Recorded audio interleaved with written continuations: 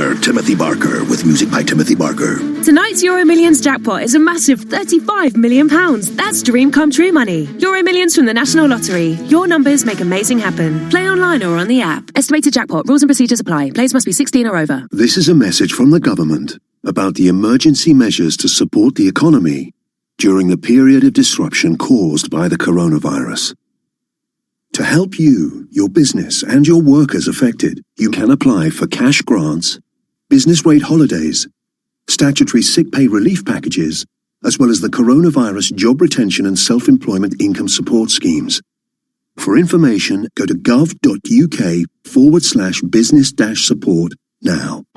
The garden tools that mean you can grow your own. The fire pit that turns tea time into an alfresco dining experience. The paddling pool that turns your back garden into a water park. With a choice of ways to pay, you can make the most of family time. You can say yes when it matters most at very.co.uk. Goods and services provided by Shop Direct Home Shopping Limited. Credit provided. Subject to status by Shop Direct Finance Company Limited. 18+. Picture in your mind a stylish Audi with striking LED headlights, sporty alloy wheels, and some of our most advanced features, including a 10-inch digital cockpit and smart assistant systems like lane departure warning.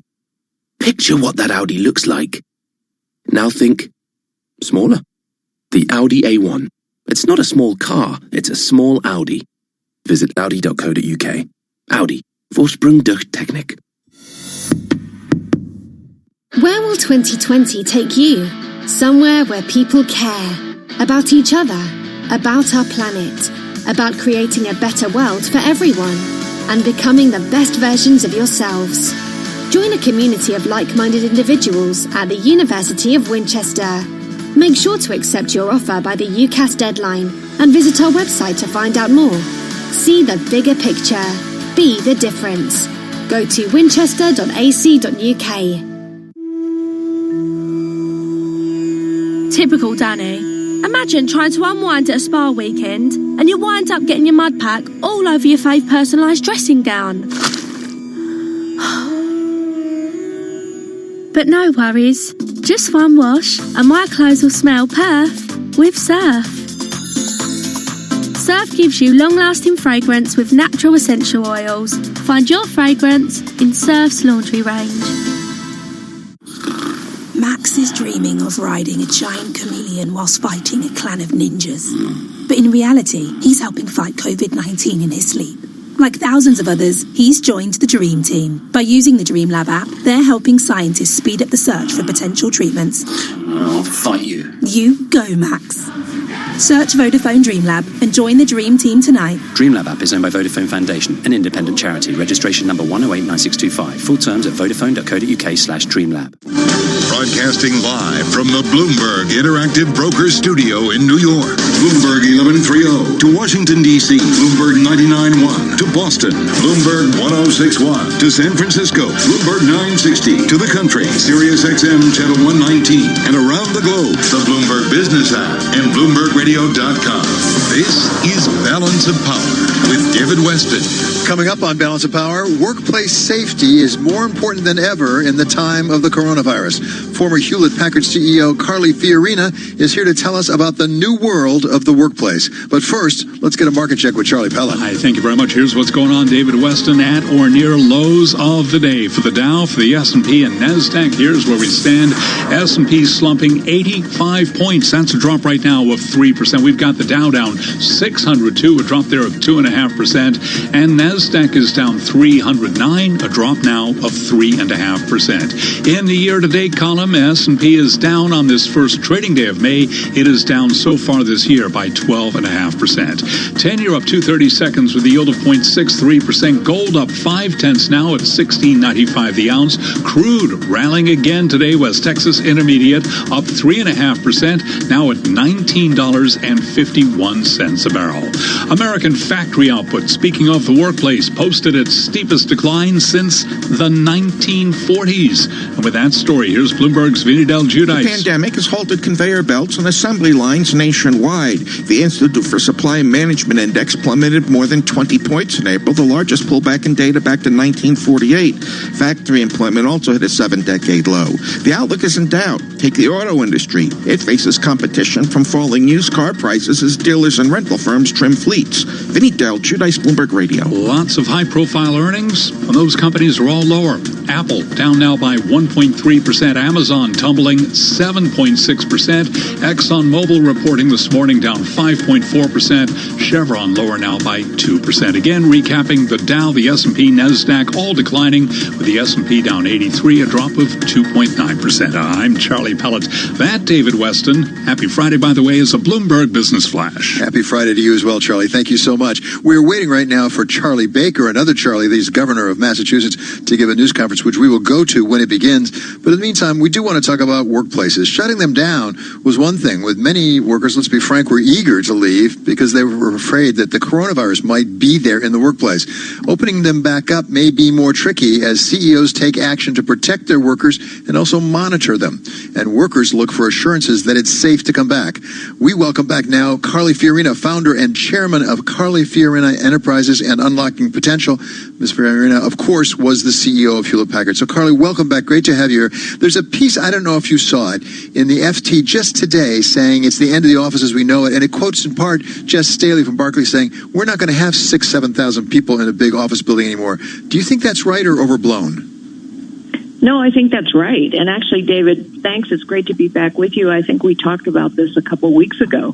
Look, whether it's Amazon's earnings today or the discussions that are going on around the meatpacking industry, the necessity of that industry versus the fears, the very understandable fears of workers, worker safety is going to be a huge issue. And it's going to cost money to deal with worker safety. I also think consumers are going to be very mindful of their safety as well as the safety of workers. And so we saw Amazon posting record revenues, but we also saw them having to spend a lot more money to keep their workers safe. And I think the workplace tension in Amazon warehouses is frankly going to continue. Well, we're so glad you brought that up because in the reporting about Amazon, because as you say, they made a lot more revenue, but they essentially spent it all, including on hazard pay and special arrangements for workers. At the same time, they have apparently a challenge because at the beginning they said anybody who wants to stay home can stay home. It's okay, no questions asked. They're trying to come off of that now and say there's got to be a reason why you stay home. You can't do it just because you want to stay home.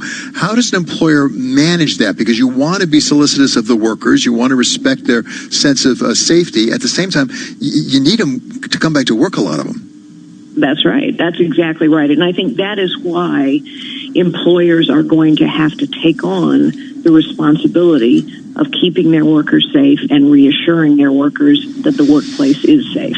And that's why I think the commentary from the Barclays executive is correct. WeWork's saying today or the other day that they would expect record drops in revenues. That's because people aren't going to pack buildings in the same way. People are going to rethink real estate. People are going to rethink an assembly line. People are going to rethink grocery stocking. People are going to rethink Target workers. I mean, all of these stories are coming out, and I think it's very, very predictable that workers would be concerned. And employers, in order to be able to say to them, you must come back, must also be able to say, you will be safe. Yeah, exactly. And also, what are we going to do for you if, in fact, some people do get the virus? Because it's not going to be just a matter of making sure everybody's safe, but also some people will get it. Let's be honest, in all likelihood, until we have a vaccine, somebody's going to get it. How do you track them? How do you make sure you know who has it, who doesn't have it, whom they've come in contact with, and really isolate them? Let's be frank. Yes, I agree. And, we see all these models now that are talking about another wave or another several waves of this disease, and maybe we have to deal with this for 18 to 24 more months. I do think that employers will begin to think about taking on more responsibility for example, temperature checks, hygiene stations, you and I, David, have talked about telemedicine before. I think telemedicine is here to stay. I think there are many, many positives in that. But for example, you can imagine employers thinking, I need to make sure that both I and my employees have access to healthcare advice on a relatively regular basis. So I do think this is a rethink of the workplace, and I think it is predictable to say that there will be more expenses associated with that. Yeah, and it's going to be a lot of pressure on CEOs and their senior management team. And maybe we'll be sorting some out from the others about who do this particularly well and who don't. And we've already had a situation which is different. It's taking some of the loans that were extended, where some CEOs have come under some criticism for taking loans where it's not thought it was entirely intended for them, even if they qualified for it. But I just wonder whether the social and ESG is going to be much more important for the executive to manage to. Oh, I think there's no question about that. You know, David, I have said publicly since the year 2000 that a CEO's responsibility is to balance the requirements of employees, customers, communities, and investors. And that wasn't always a popular view. You will recall that the Business Roundtable just put out a statement several months ago, pre-COVID-19, basically saying that. And I think now CEOs are going to be held to that standard. Are you actually balancing the requirements of your employees and your communities and your customers in addition to your investors? I do think there will be a higher bar, and I actually don't think that's a bad thing, because I think it can be a competitive advantage over time. I think employees will look for that, but I also think over time customers and investors are going to look for that as well. Well, that's what I was going to ask about, actually, is exactly the investors. As we're trying to pick ourselves back up off the floor here, we hope not too far distant future, there will be people who do better and people who do worse. There will be companies that do better and companies that do worse. As you're worried about your stock price, do you believe that finally we'll have, particularly the institutional investors, start to discriminate based on that ESG and particularly the social part of different companies? Well, I certainly hope so. And I certainly think it's time. And I think the economic rationale for that is obvious if we lengthen our view just a little. I mean, let's face it. We've had good times in the market for a long time. And what does that cause? It causes people to shorten their view and get all excited about tomorrow's returns or next week's returns or next quarter's returns. But if you lengthen your view a little bit and think through sustainable shareholder value, then what COVID-19 has reminded us of is we actually are all connected. There are health concerns that we need to be concerned about. This will not be the last pandemic. Environmental issues do have a long-term impact, as does employee health and well-being. Does this make the investor relations position much more important than it has been before? Well, I think it becomes incumbent on investor relations, CFOs, CEOs, to explain to their investors why making certain investments is going to pay off in the long run. And let's face it, investors are always impatient. And they're particularly impatient in a good stock market. They're impatient in a bull market in particular. Maybe now, in a market where, frankly, there isn't anywhere else to put your money except in equities right now, given where interest rates are. But maybe this is a time where investors will be willing to hear a story about, look, we're making investments now. They will pay off later, but they're not going to pay off next quarter. And we're going to make some investments, for example, in safeguarding employee health that we may not see the payoff for a couple of years, but the payoff will be there. I think that story is incumbent upon investor relations and CEOs to tell, the short term, the medium term, and the long term. And I do think we need to lengthen our view in general. I think that's been true for a very long time. It's a really good point that when things are good, you can afford to be short-term, but you can't when it gets to be really, really bad. At the same time, with all your experience in American business and politics for that matter as well, is this distributed evenly across companies, across sectors, across geographies? That is to say, are there some parts of the economy, some companies, who are more prone to pay attention to stakeholders, as you say, the full stakeholders, customers, and employees and investors than others? Well, yes. First, let me just say, one of my concerns about the response, the economic response, the fiscal and monetary response to this pandemic is I fear that we are concentrating both economic power and political power. Carly, can you just hold that thought for a moment, because we're going to go to Charlie Baker, Governor of Massachusetts. We have a lot more to talk to you about, but in the meantime, let's go up to Massachusetts. COVID-19, that's about a 19% positive test rate, which is consistent with the rate we've seen the past few days and significantly below where it was when we got started. We continue to hold daily calls with our healthcare leaders to closely monitor hospital capacity and hospitalization rates statewide. As of yesterday, 3,803 patients, which was again about 6% of all cases, were hospitalized due to COVID-19. This is the third day in a row that COVID-19 related hospitalizations have slightly decreased. While there are still thousands of people in need of hospital level care, this number has not gone up, which is a very good sign for a couple of weeks. And I would just say something I constantly say here, which is it's important for people to remember that a big part of why we put so much work, and you put so much work into distancing, staying at home, only going out if you actually needed to, was to slow the spread. And it's also why we put so much work into working with our colleagues in the healthcare and hospital community to make sure that we would have the capacity when the surge got here to not just take care of the people who got ill because of COVID-19 during the surge, but that the hospital community and the healthcare system generally would be able to take care of everybody else too. And I'm pleased to say that we have heard from several of our colleagues in the hospital community that people have been coming into the ED, people have been sort of reacquainting themselves in some cases with the healthcare system, and we think that continues to be critically important. And I also want to say that we do know that there have been hundreds of thousands of telehealth visits that have taken place between clinicians and patients since we put that emergency order in place some 6 weeks ago. And that's turned out to be a very effective way for people to engage with their clinicians on a pretty regular basis without necessarily having to put either one in a face-to-face situation. Obviously, each part of Massachusetts is at a slightly different stage with respect to the pandemic. So when we see a statewide drop in patients who are being hospitalized for COVID-19, there are hospitals that have significantly fewer patients and that there are some that have significantly more. But overall, this is a very good sign.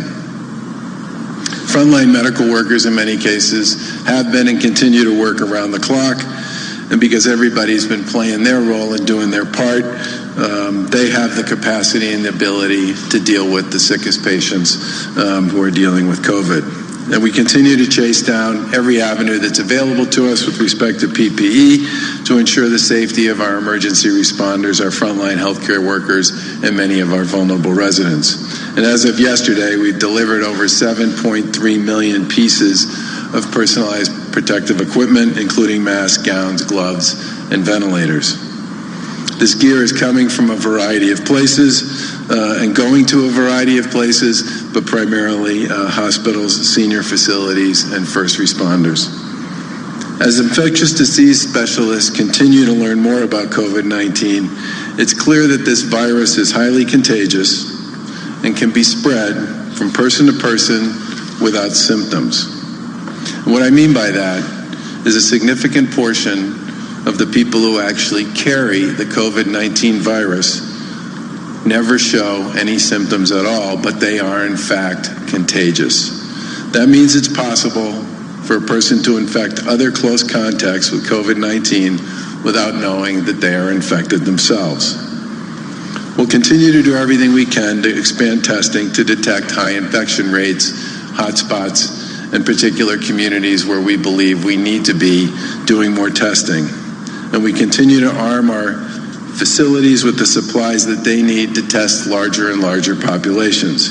And as we've said many times, while we work with the healthcare community to push back on the virus, everyone else has a role to play that's equally important. And as part of that effort, we've already advised that everyone should use face masks or face coverings in public spaces when they are unable to practice social distancing. As we continue to think about the future and a return to a new normal, covering our faces when we cannot practice social distancing is an easy, critically important, and essential step that everyone can and should take to stop or slow the spread. Earlier today, I signed an executive order requiring residents to use a face covering in public places when they cannot socially distance from others.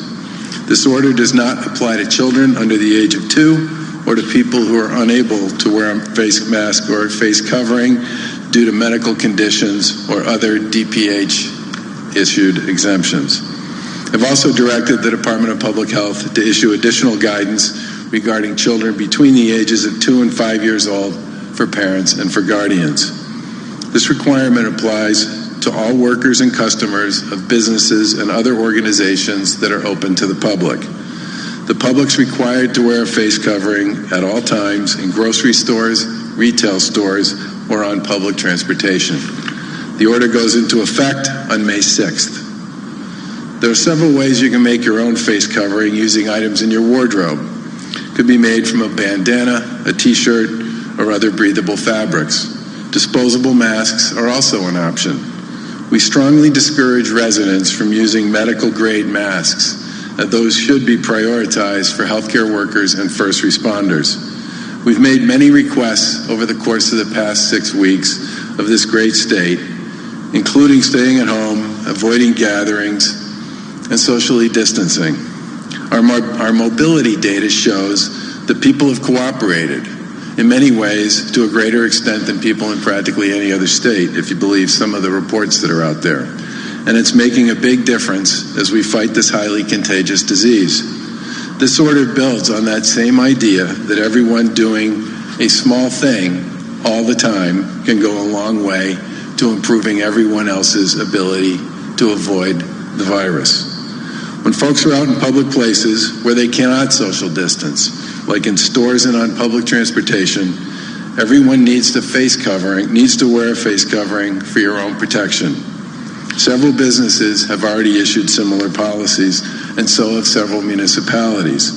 We view this as common sense and an important way on a statewide basis to establish for the long term a set of standards for what we would call the new normal.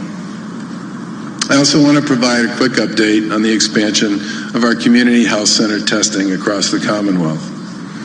On April 22nd, we announced a partnership with Quest Diagnostics and the Mass League of Community Health Centers to increase testing initially at 12 community health centers. This number will grow. These facilities are deeply rooted in their communities and are committed to facilitating access to care and eliminating health disparities. Okay, we have been listening to Governor Charlie Baker of the Commonwealth of Massachusetts at his news conference. He talked to us about how important it was to maintain the hospital community, not just for COVID patients, but also in general. He talked about hundreds of thousands of telehealth visits, a lot of telemedicine going on in the Commonwealth of Massachusetts. Talked about private protective and equipment, and they've delivered more than 7.3 million pieces so far. And he also talked about the new executive order requiring use of face masks when you're out and cannot socially distance. So that is Charlie Baker, the governor of the Commonwealth of Massachusetts. And now we want to return to Carly Fiorina, the chairman of Carly Fiorina Enterprises on Unlocking Potential, because we interrupted her rather rudely because we wanted to go to that news conference. And Carly, I want to pick up exactly where, as I recall, you were, which is you were saying you have some concerns about the economic response thus far to this crisis. Yes, we've had this conversation before, David, and I've been public elsewhere in saying that I think, relatively speaking, we've given too much money to the big companies and not enough money to the small companies. But when you have the federal government issuing literally trillions of dollars in support, as opposed to, for example, block granting money into states, what's happening is you're concentrating not just political power, but economic power. I mean, we know the data is clear. The federal government, money distributed through the federal government, tends to favor the big over the small, the wealthy over the less fortunate, the connected over the less or disconnected. And I think that's what we're seeing. And so, yes, certain companies have been shamed into giving the money back, but there's no question that fundamentally the organizations that have been favored through all of this help have been larger and more connected. There's also no question that the wealthy have gotten tax breaks, which I find just unbelievable, actually. But not unbelievable. It's unconscionable. It's clearly believable. So I would hope, clearly more money is going to be spent here. And I would really urge politicians of both parties to consider making block grants to states, because governors are closer to the ground. They are able to make priority calls that are more accountable, honestly, because their constituents can get to them more easily than they can to the federal government. But we've got to help out, really help out, the smallest businesses, not to mention working families and those individuals who are less fortunate. It is the little businesses that have been a job creation engine in this country, but it's also the smaller businesses that give our communities character and personality. And if only the large chains and the largest enterprises survive this, I think we won't recognize the new normal. And I think we begin to impact our innovative and entrepreneurial capacity as well. Carly, reinforce what you're saying, really. We have this so-called Main Street lending program that the Fed, it's not just the Treasury now, but the Fed now is loaning money to companies. And yesterday they changed the criteria to go up to companies with $5 billion in revenue and 15,000 employees. And our colleague here at Bloomberg, Cameron Kreis, actually said that he calculated, according to his calculation, more than 40% of the S&P 500 qualifies for participation in this so-called Main Street lending program. These are not because these are bad people. It's just the nature of things. They tend to go to the big guys. You're exactly right. At the same time, politics pushes away from giving it to states, right? Because the politicians in Washington want to have the control over it. Yeah, they want to have the control. They also want to have the credit. I don't mean to Monday morning quarterback, but I think in a way we've gotten this exactly wrong, exactly backwards, if I can say that. The federal government has one thing nobody else has in addition to the ability to print money, and that is they are the most powerful purchasing agent in the world and the most powerful distributor in the world. And so I think the federal government should have been in charge of testing and distribution and PPE from the get-go. That horse is out of the barn. But I think we should have had the states distributing as much of this money as possible. This isn't about who gets credit, although politicians frequently think about who's going to get the credit. It is about effectiveness. And I think what we're seeing is the big are going to get bigger, the wealthy are going to get wealthier, the connected are going to get even better connected. And meanwhile, those who truly may not be able to survive without help, I worry that we are not getting enough help to them, and I think the data supports that. Well, and that, of course, is true for the smallest of the small businesses. It's also true for workers. I mean, now we're 30 million people out of job over a course of 6 weeks. No end in sight here. How long is this going to go on? Because it feels like it's going to go on longer. This is not going to be a quick bounce back. What do we do about that? Yeah, it's not going to be a quick bounce back. And again, I think 2 weeks ago, David, you and I talked about this. This is not a V-shaped recovery. This is going to be a long, slow slog for a whole set of reasons. Number one, because governors are taking their time. I mean, different governors are making different decisions, but this isn't all going to open up at once. Number two, these are tough decisions for businesses, as we've talked about.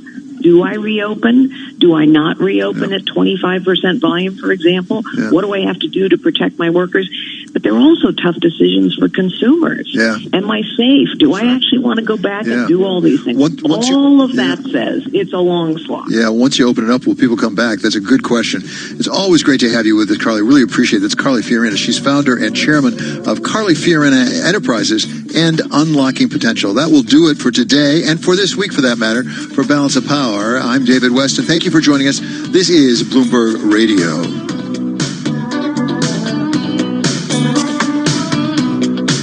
That saying, success breeds success.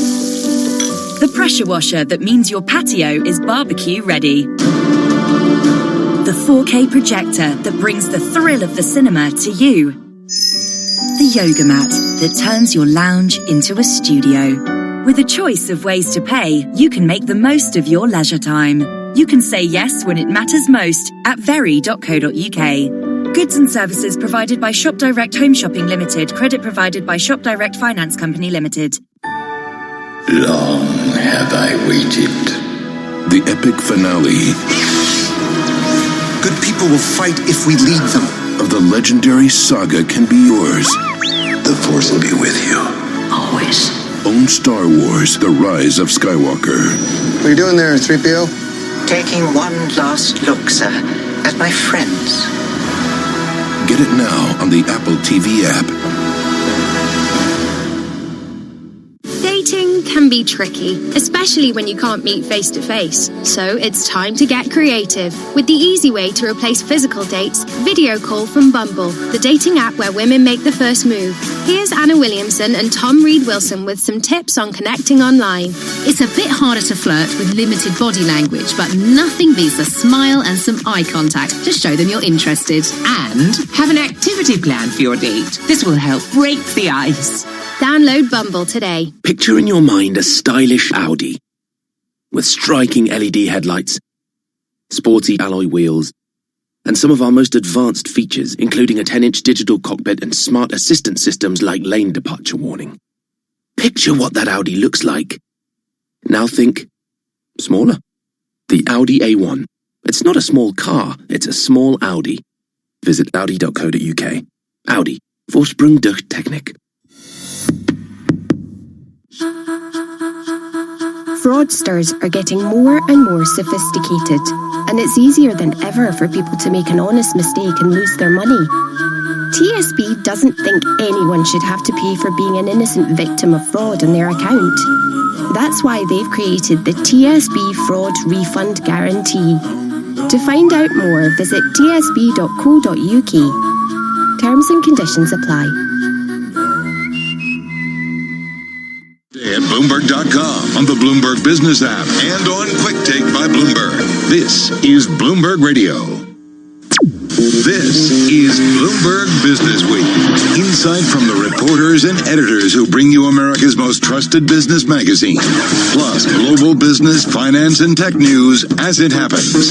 Bloomberg Business Week with Carol Masser and Jason Kelly on Bloomberg Radio. All right, TGIF, everyone, live from New York and New Jersey, streaming on YouTube. It is Friday, May 1st, 2020. Carol Masser along with Jason Kelly, TGIF. But I got to tell you, if you're a bull in this market, you're not too happy today. And I think, Jason, it has a lot to do with being a week of mixed messages on so many different fronts. 100%. Our producer, our very smart producer, Ariel Agami, pointed that out on our pre-show call, and it's the perfect way to capture it. I mean, we've got it from the lawmakers across the country, including Washington. We've got it from the medical professionals. We've even got it when it comes to corporate earnings. You look at Amazon versus Apple and the way that the market referred to those and also digested them. It's a strange world of push and pull. Absolutely. Sometimes it's okay. I have no financial guidance for the rest of the year, and sometimes it's not. So we're going to get into that over the next couple of hours. We have an incredible lineup. First up, though, let's check on that trading day. Here is Charlie Pellet. Happy Friday. Happy Friday. I'm not working from home. Of course I'm happy. I'm back in the office. I've got the Dow, the S&P, and NASDAQ all slumping right now, with the S&P down 3.1%. S&P tumbling 89 points. The Dow down 641. We'll call that the low of the day, close to it, down 2.6%. NASDAQ down 307. That is a drop for the NASDAQ Composite Index of 3.5%. You guys talked about earnings. Apple, for example, down 1.3%. Amazon slumping 7.2%. ExxonMobil down 5.7%. The 10-year 0.62%. We've got gold up 0.7 now, $16.97 the ounce. West Texas Intermediate crude up 5.5%. $19.87 the barrel, getting close to $20. I'm Charlie Pellet. That is your Bloomberg Business Flash. All right, Charlie, thank you so much. You are listening to Bloomberg Business Week, a Friday edition. Yes, it is Friday. I was talking to a colleague before we came on the air, and she was just saying, It's been a long week. It's been an incredibly long week. I'm not quite sure why. I think because there was this yin and yang of advancements, not so fast on so many different fronts. Well, as you say, we have got a killer lineup to break it down with us. Our doc, Ian Lustbader, Stu Leonard, well known to people around these parts, at least Ken Feinberg, well known across the country for times of crisis. Yeah, the go-to guy, as you said on our planning call, no doubt about it. And we've also got the Unilever CEO, Alan Jope. I caught up with him for a big Bloomberg breakaway event. We did that virtually, a great lineup of individuals. But Alan Jope runs this massive global company, and we talked about so much about what work looks like, the labor force after the crisis, but we also talked about that really tricky balance between profits and taking care of workers and your community. We're going to talk with Barry Ritholtz, another familiar name to our audience, part of the Bloomberg family. He's got a very provocative piece in this week's Business Week, and we're going to round out the show with Doug Steiner. You may not know him, but you know his work if you live in New York City. I mean, he is right at the center of making movies. All right. Let's set the Business Week agenda for you on this Friday. With so much going on, we've got a great duo. Gina Martin-Adams back with us, Chief Equity Strategist at Bloomberg Intelligence, certainly very familiar to our Bloomberg audiences. On the phone from New Jersey, Dave Wilson is with us, Stocks Editor at Bloomberg News, joining us on the Access line from New Jersey as well. Gina, I want to start with you. We're kind of falling apart, it feels, a little bit, but I don't know. How do you see the equity trade right now?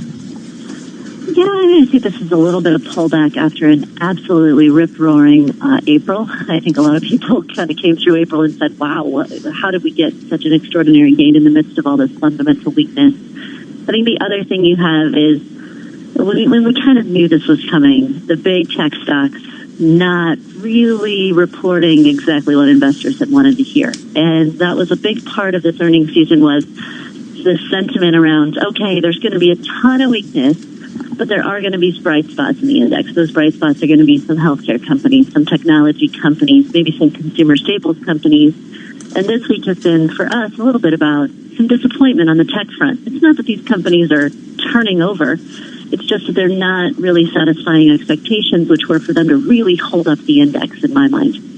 Well, Dave Wilson, come on in here, because tech has been a theme that we have talked a lot about. The NASDAQ, it's now down 4% for the year. It was flirting with being flat there for a little while. Certainly was. And, you talk about disappointment, and you have to look at Amazon front and center. I mean, as they looked ahead and talked about what they're going to have to spend to keep their workers safe in their warehouses, because of the coronavirus. I mean, we've kind of seen this story before in terms of the company being able to just go out and spend lots of money to accomplish something, and, profits, either they come or they don't. And so that's what the CEO, Jeff Bezos, is looking at this point. People don't like the idea. I mean, Amazon's down about 7%. And we're seeing sort of all the other major technology-type companies lower as well. Apple's kind of gone back and forth today, but it's down a little more than 1% after their results. I mean, they talked about, CEO Tim Cook did when he talked to us anyway, about how late March, early April was pretty depressed in terms of their business. It started to pick up a bit later in the month. But, there's a whole lot of back and forth there.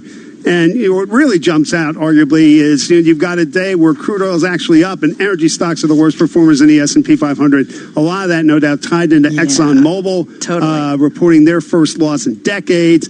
Shares down more than 5.5%. Chevron also weighed in and is lower by 2.3% as we speak. We're going to talk about that a little bit later on. It's also the cover story of the magazine this week, so more on Exxon to come. All right, team, thank you so much. Gina Martin-Adams, Chief Equity Strategist at Bloomberg Intelligence, along with Dave Wilson. He'll be back a little bit later on, our Stocks Editor at Bloomberg News.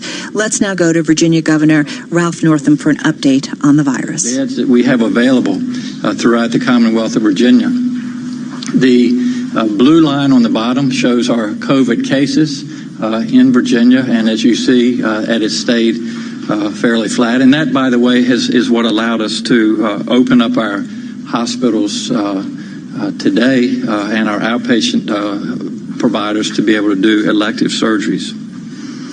One way we're boosting our PPE is by sanitizing what we already have, and we've made great progress with our PPE. These pictures here show innovative new PPE cleaning systems from Battelle. These systems have multiple units that are each the size of a storage container and can clean up to 80,000 masks per day using a hydrogen peroxide vapor. PPE can be decontaminated and reused 20 times without degrading performance. This will be a big help to our medical facilities and our first responders. Virginia is receiving 3 of these from the federal government. Our first Battelle unit is being built in Blacksburg, where we are sharing it with West Virginia and Tennessee. We are starting to receive materials to build units in Richmond and in Hampton Roads. We expect all of these systems to be operational within the next week. Once all 3 units are operational, we will have the ability to decontaminate up to 240,000 masks in the Commonwealth per day. A stable supply of PPE is key to moving forward, and you can see that we are in good shape and getting better every day. Another key that we've been talking about every day is our testing capability. We have made tremendous progress. On Wednesday, we tested more than 5,000 people, our highest one-day number ever. Yesterday, we grew that number to another new record, testing more than 5,800 people. That's around a 15% increase in one day. We're moving forward aggressively, and I'd like to ask Dr. Karen Remley to explain how, but I want to take this opportunity to thank Dr. Remley for helping with this project, and also the various people that are volunteering around the Commonwealth, to include our National Guard that have really helped us ramp up this system. So, Dr. Remley, welcome. Virginia Governor Ralph Northam holding a briefing on COVID-19, of course, reaching out to some of the key people on his team and who are handling that situation. We'll continue to monitor and, of course, bring you any of the headlines that you need to know. We'll do that in our World and National News updates. Well, it's an interesting day, and I do think about the week overall. So much going on and so much at play, and I think, investors at some point, which, as Gina pointed out, I love what she said, after a rip-roaring April, it's not a surprise to take maybe a little bit of a breather, especially when companies come out and remind you that we don't have a whole heck of a lot of visibility. We don't exactly know what it's going to look like on the other side. And so there are a lot of questions about the second half of the year.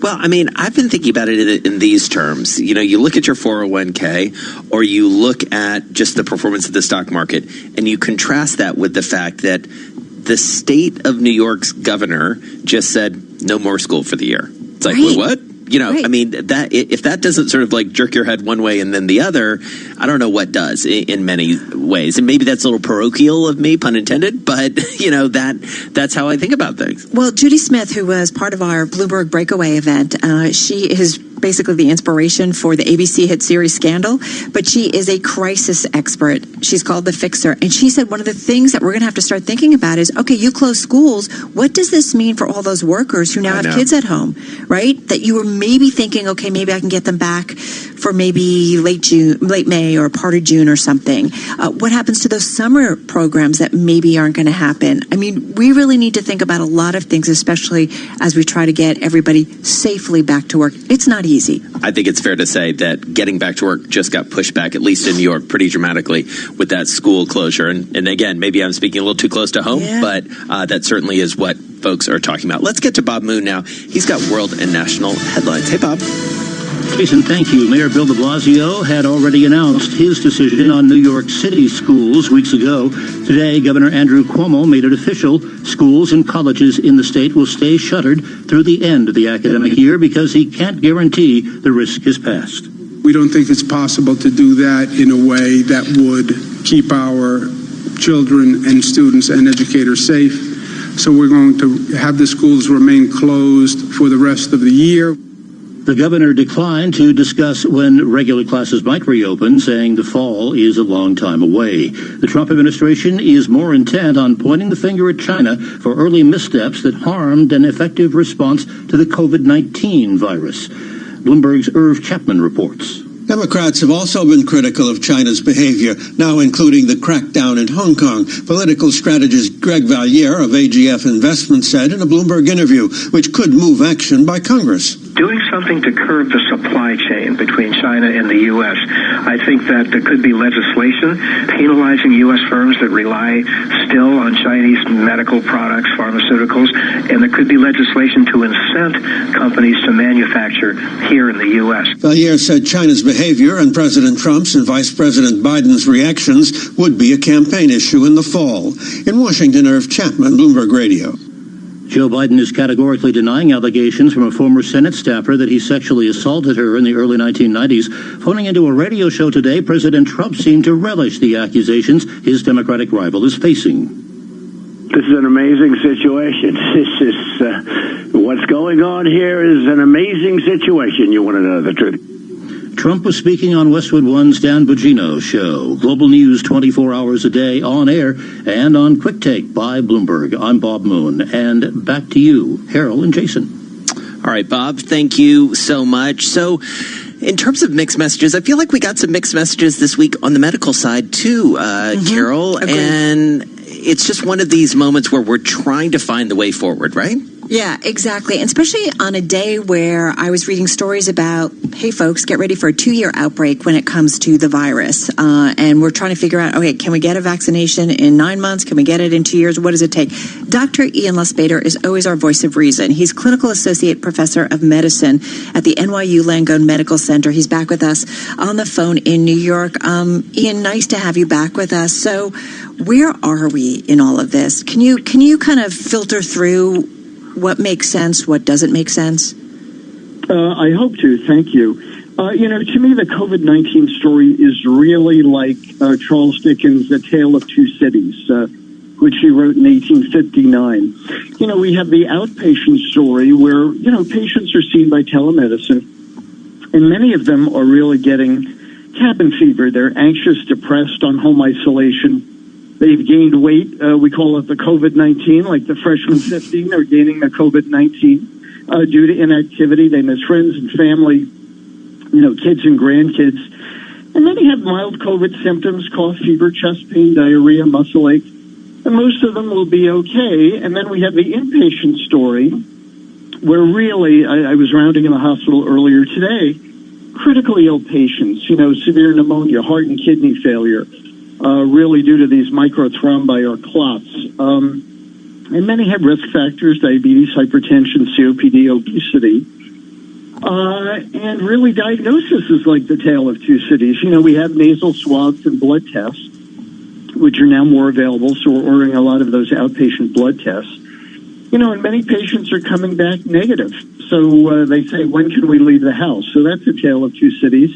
And treatment is like a tale of two cities. We've learned a lot of medications are not helpful. The hydroxychloroquine and Zithromax clearly did not pan out. And then we have sort of maybe helpful medications. The IL-6 inhibitors, remdesivir, maybe those have some issues. Right. And maybe convalescent plasma. That is one of the recent studies that we're doing now that we know people have antibodies. We're collecting those and infusing them. And that may be really a breakthrough. We'll have to see how that is. And that actually goes back about 100 years. These convalescent antibodies were used 100 years ago.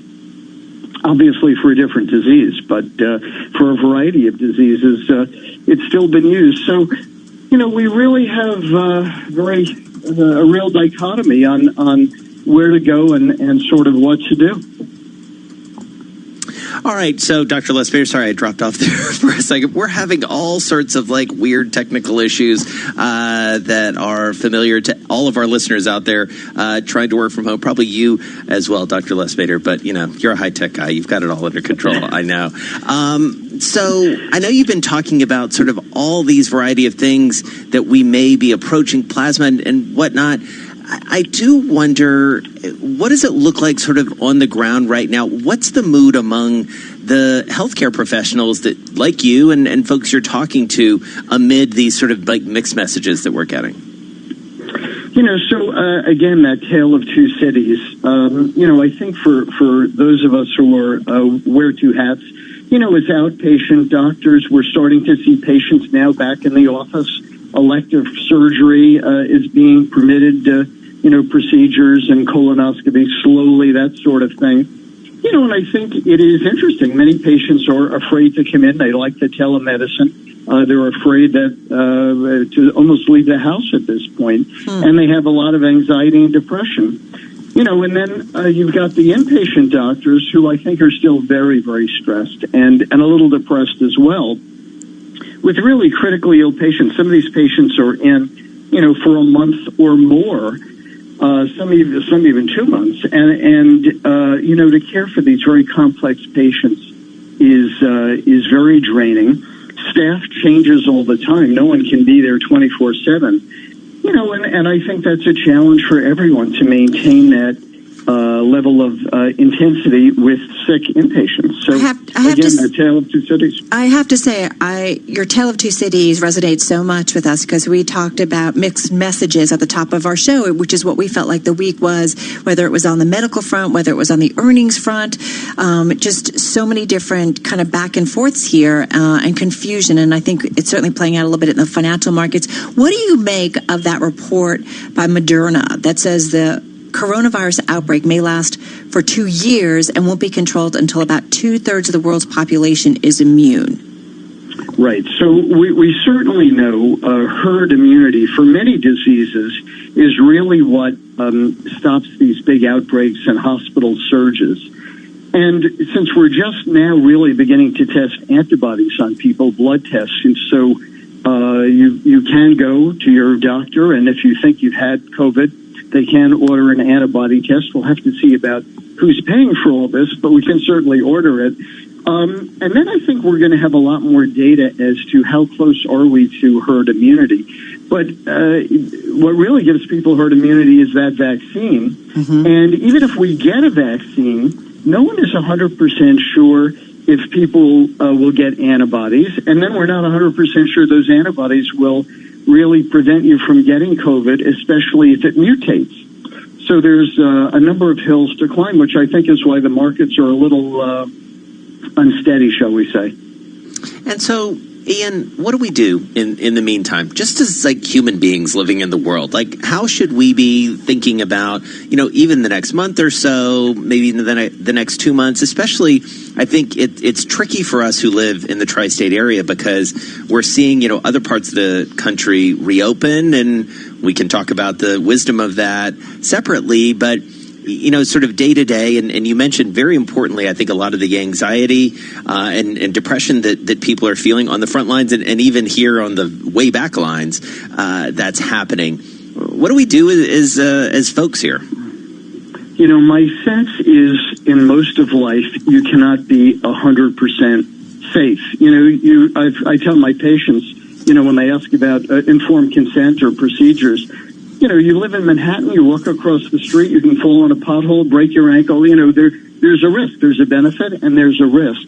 And my sense is that we're beginning to lose the benefit of home isolation, and we're maybe getting into a higher risk arena. And I think people want to return to a more normal lifestyle, and certainly as the weather gets warmer and people want to go out. So my sense is we may have to take a little bit of risk since, a vaccine is at least 6 months away, and, people should wear masks. And I think people who have serious risk factors, and we've gone over those, we can go over them again, but those people probably should be very, very careful. But for the majority of people, I think if they're hand washing and distancing and masks, many should be able to resume a more normal lifestyle. And, we'll have to see if the governor and the mayor, buys onto that. I think eventually they're going to have to buy onto that because I don't think we are going to get 100% solution either with medication at this point, certainly not as outpatient medicine, or a vaccine. So I do think the inpatients are better. I think we have better, whether it's plasma or remdesivir, I think we have a few more options for the very, very sick patients, which is encouraging. So taking risks, does that mean just get used to wearing masks and just being kind of extra careful? I think about the medical community that has been surrounded by this, right? You guys have figured it out. So what does it mean on a more kind of normal basis? Is it just masks? And I do wonder about those more vulnerable. Does that mean they aren't allowed to kind of go out and have a more normal life?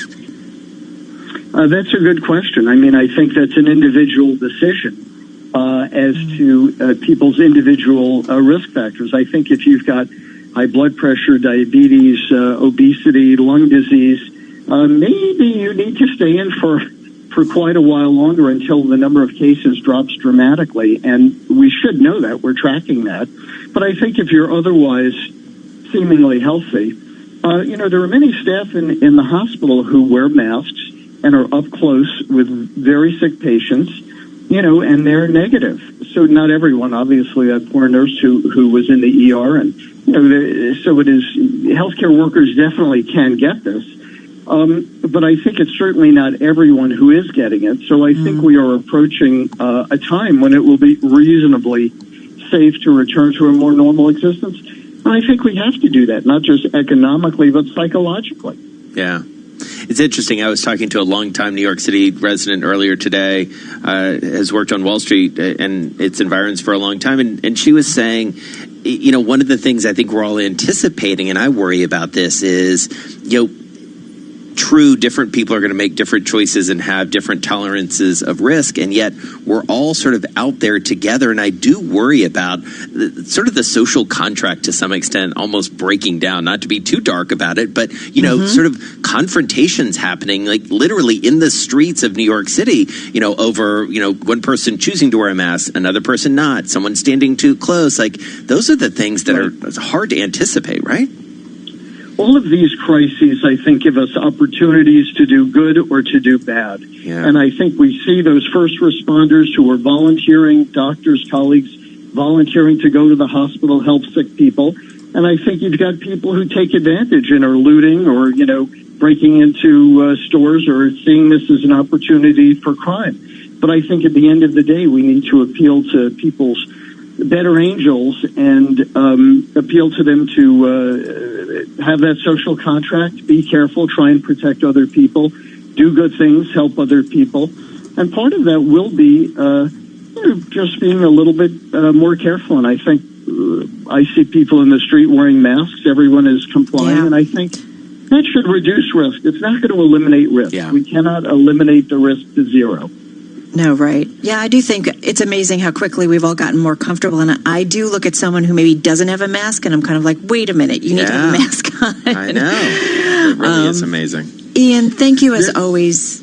We really do appreciate all the time you give us and really kind of helping us filter through so many of the stories that are out there and making sense of it. Stay safe. Dr. Ian Lustbader, Clinical Associate Professor of Medicine at the NYU Langone Medical Center. Jason, joining us once again on the phone from New York.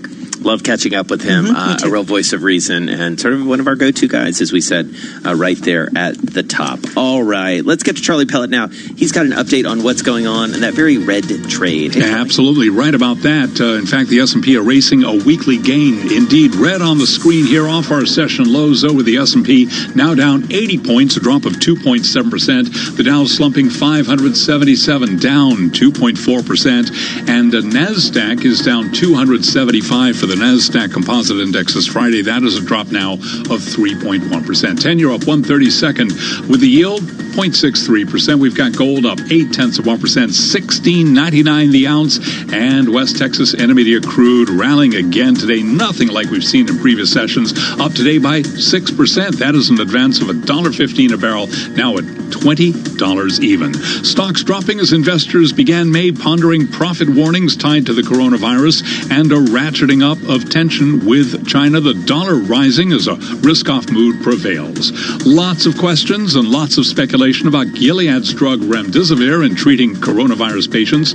Dr. Andrew Pekosh is a professor and virologist at the Johns Hopkins Bloomberg School of Public Health. He was interviewed this morning on Bloomberg Television. So remdesivir has had a couple of reports out this week.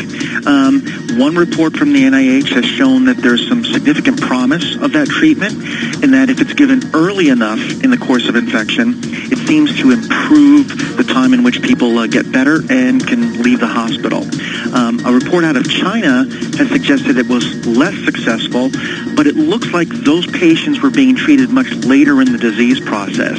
And today, Gilead, which makes remdesivir, it is trading lower by 6.6%. The Johns Hopkins Bloomberg School of Public Health is supported by Michael R. Bloomberg, founder of Bloomberg LP and Bloomberg Philanthropies. A couple of high-profile earnings. Both companies, both tech stocks, moving lower. Apple down 0.9% right now.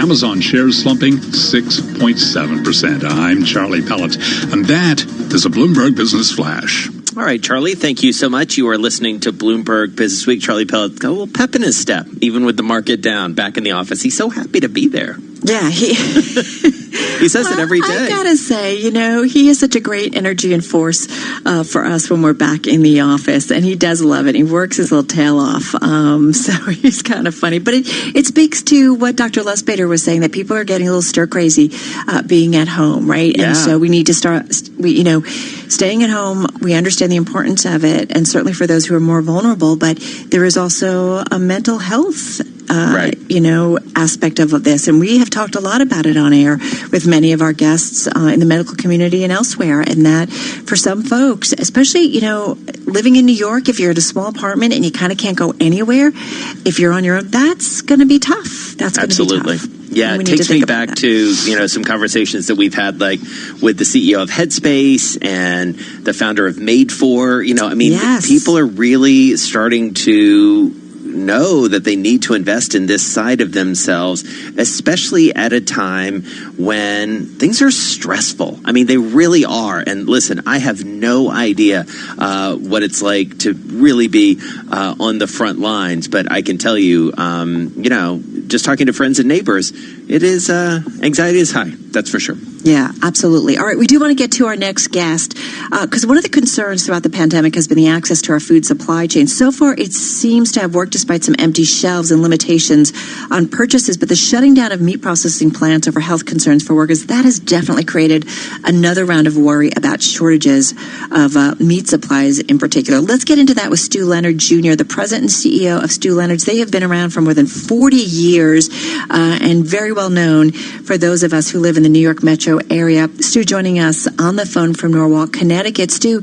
nice to find you here with us. So tell me a little bit about... Thank you. Yeah.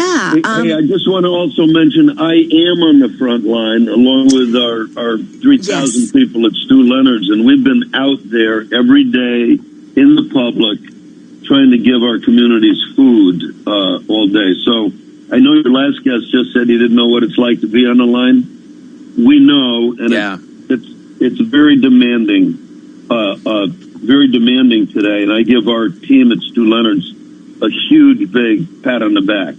I totally agree that this situation has made us rethink who are those crucial workers, and I don't think we often have walked into supermarkets and thought of it that way, but I certainly have said I certainly feel that way right now because they have kept us, really been taking care of us, and that goes for your workers as well. Well, and especially given, Stu, the number of people that are coming in and out, and I count myself among a very happy long-time Stu Leonard's customer living here in Westchester, so it's certainly been the beneficiary. We do want to ask you about, how Carol kicked off the conversation there about the supply chain, because I do wonder for you, what does this look like on the front lines? Well, first of all, a nice thing about us is we deal with smaller, more family farms. Tyson closed their plant, huge, big plant. There's probably 3,000 people working at it, maybe more. We buy zero from Tyson. So that did not affect us at all. We are buying from the Amish chicken farmer in Pennsylvania. We got an egg farmer down in Pennsylvania. We get fish right out of Maine from small, fishing boats going out. So we've been able to keep a constant flow coming into Stu Leonard's, and I've dealt with these people for 20, 30 years now. You know, we're a family business ourselves, and they have assured me that they will supply us with the food that we need. And does that mean all kinds of food? I know we were talking about it a little bit in the newsroom. There's high-end meat, there's organic beef, versus kind of regular stuff. I know you guys tend to play into the higher end. You're not worried about that being short in supply? Well, we're doing the regular porterhouse steaks and everything, but people do want organic and they do want grass-fed. Those are big growing areas right now. We have not seen a limited supply of those right now. But like every business in America, the virus has affected everybody. The plants out in the Midwest that are doing the meat, they're down like 25 to 30% in their production. And a lot of that has to do with the virus. And the second thing, it has to do with, there's a lot of people that do not want to come to work right now. We give a 30-day unpaid sabbatical to our people to visit their families. We've had over 100 people take advantage of that now. We never expected that to happen. So we've been on a hiring blitz, trying to hire butchers and chefs and bakers right now. And it's tough because the unemployment benefits are so good. Right. Absolutely. So, one thing, just to go back to supply, and I want to talk about workers again in a second, Stu, but on the supply front, especially given your family and your long history in the dairy business, I do wonder about the dairy supply chain, too, looking beyond the beef and the meat. We've heard about, farms having to dump their milk and things like that. Yeah. How does that get worked out in your estimation? Well, it's very sad. Obviously everybody, especially in the dairy business, you have your cows and they're producing milk every day. They don't know anything about COVID-19. Right. And all of a sudden, all the schools closed. And a lot of milk went into the school system. And so there's just not enough demand right now out there for all of this milk that these cows are continually producing. So unfortunately, what do you do with extra milk? You can make butter and cheese out of it. But there's only so much of that you can do. And so, we have, unfortunately, breaks your heart because there's so many people that need food out there today. Exactly. But they have had to dump some milk. I mean, that I have to say, and I understand it's not easy to get, I guess, from point A to point B and get all that excess food to people who need it, but I have to say it just doesn't make sense, and that we can't figure out how to take that food and get it. We're talking to a lot of chefs who've, of course, shut down their restaurants and they're creating, meals to get out to communities where people have lost their jobs and they have no food. How come we can't figure this out? What happens is there.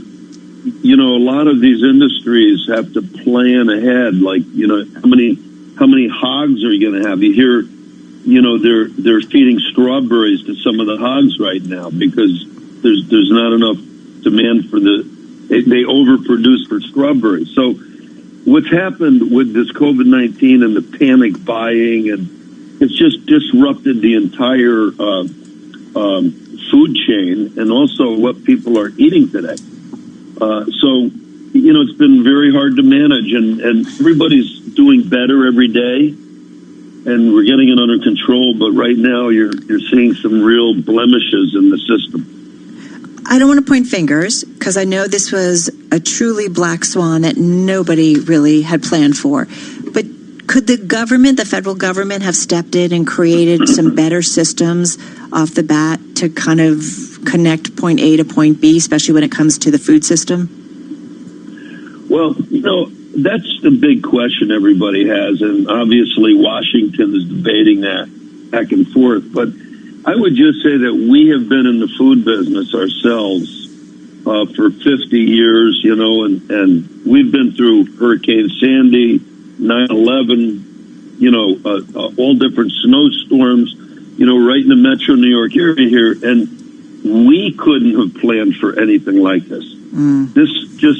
even all the planning we thought we had done, and we've always handled these big things, we felt pretty well, but this was just above and beyond anything anybody, I think, could have forecasted.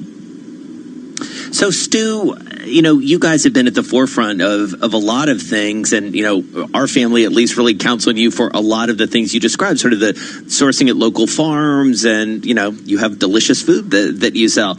And I do wonder, especially knowing your customer base like you do, how does your business change on the other side of this? What are things that maybe you do less of, you do more of, especially given, you've managed through all of these other crises, you and your family. What does this crisis change on the other side for you? Well, that is the crystal ball question right there. What is retailing going to look like post-COVID-19? And I think one thing that we definitely have noticed is delivery. We used to deliver 5% of all our food to customers. And now if you go into the store today, 25% are getting it delivered and also curbside pickup. So the question is, what's the stickiness of this? Where's it going to land? Is it going to be 10%, 15%? That's definitely changed. The other thing is a lot of people are buying curbside now. Look at the restaurant business, and everybody's getting curbside pickup. I mean, what will the restaurant look like? A lot of people may say, hey, we really like that we could go and pick that up. So there's some things like that are going to change. And as far as the products go, people are just buying what they normally bought, except more of it. Except for things like hand sanitizer, which we never carried before at the store. We might have had some Purell, which you can't buy right now because it's just sold out. But hand sanitizer, I think, is going to be an item that we will stock at Stu Leonard's in the future. Even, I don't know, but masks. Right. Everybody's wearing masks. I couldn't even imagine a day in my life where I walked in the store and saw everybody, our team members and our customers, all wearing masks. We have boxes of masks in the store right now. I never would have thought we'd sell them. Yeah. Will people still want to wear masks post COVID-19? I don't know. Yeah. So, well, a lot of big questions. A lot of big questions for sure. We're going to leave it there. Thank you so much, Stu Leonard Jr., the CEO of Stu Leonard's. And as I say, as a customer, I can vouch for them. It's such a great place. It's one of those things like you go in and just the way it's laid out.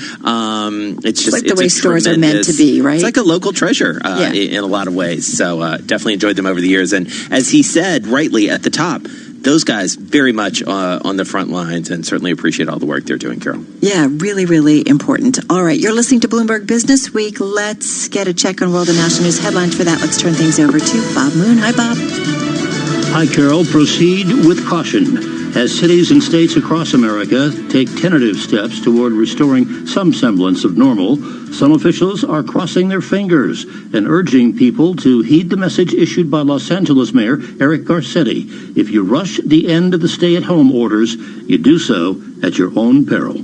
When people think that suddenly that date comes and, it's like, I can say this as a former Navy guy, it's like the ship coming into port. It's not time to party. It's time to very carefully get off the ship, assess where we are, take some steps forward, and then wait 2 or 3 weeks with those baby steps and see what the impact of them is before you proceed.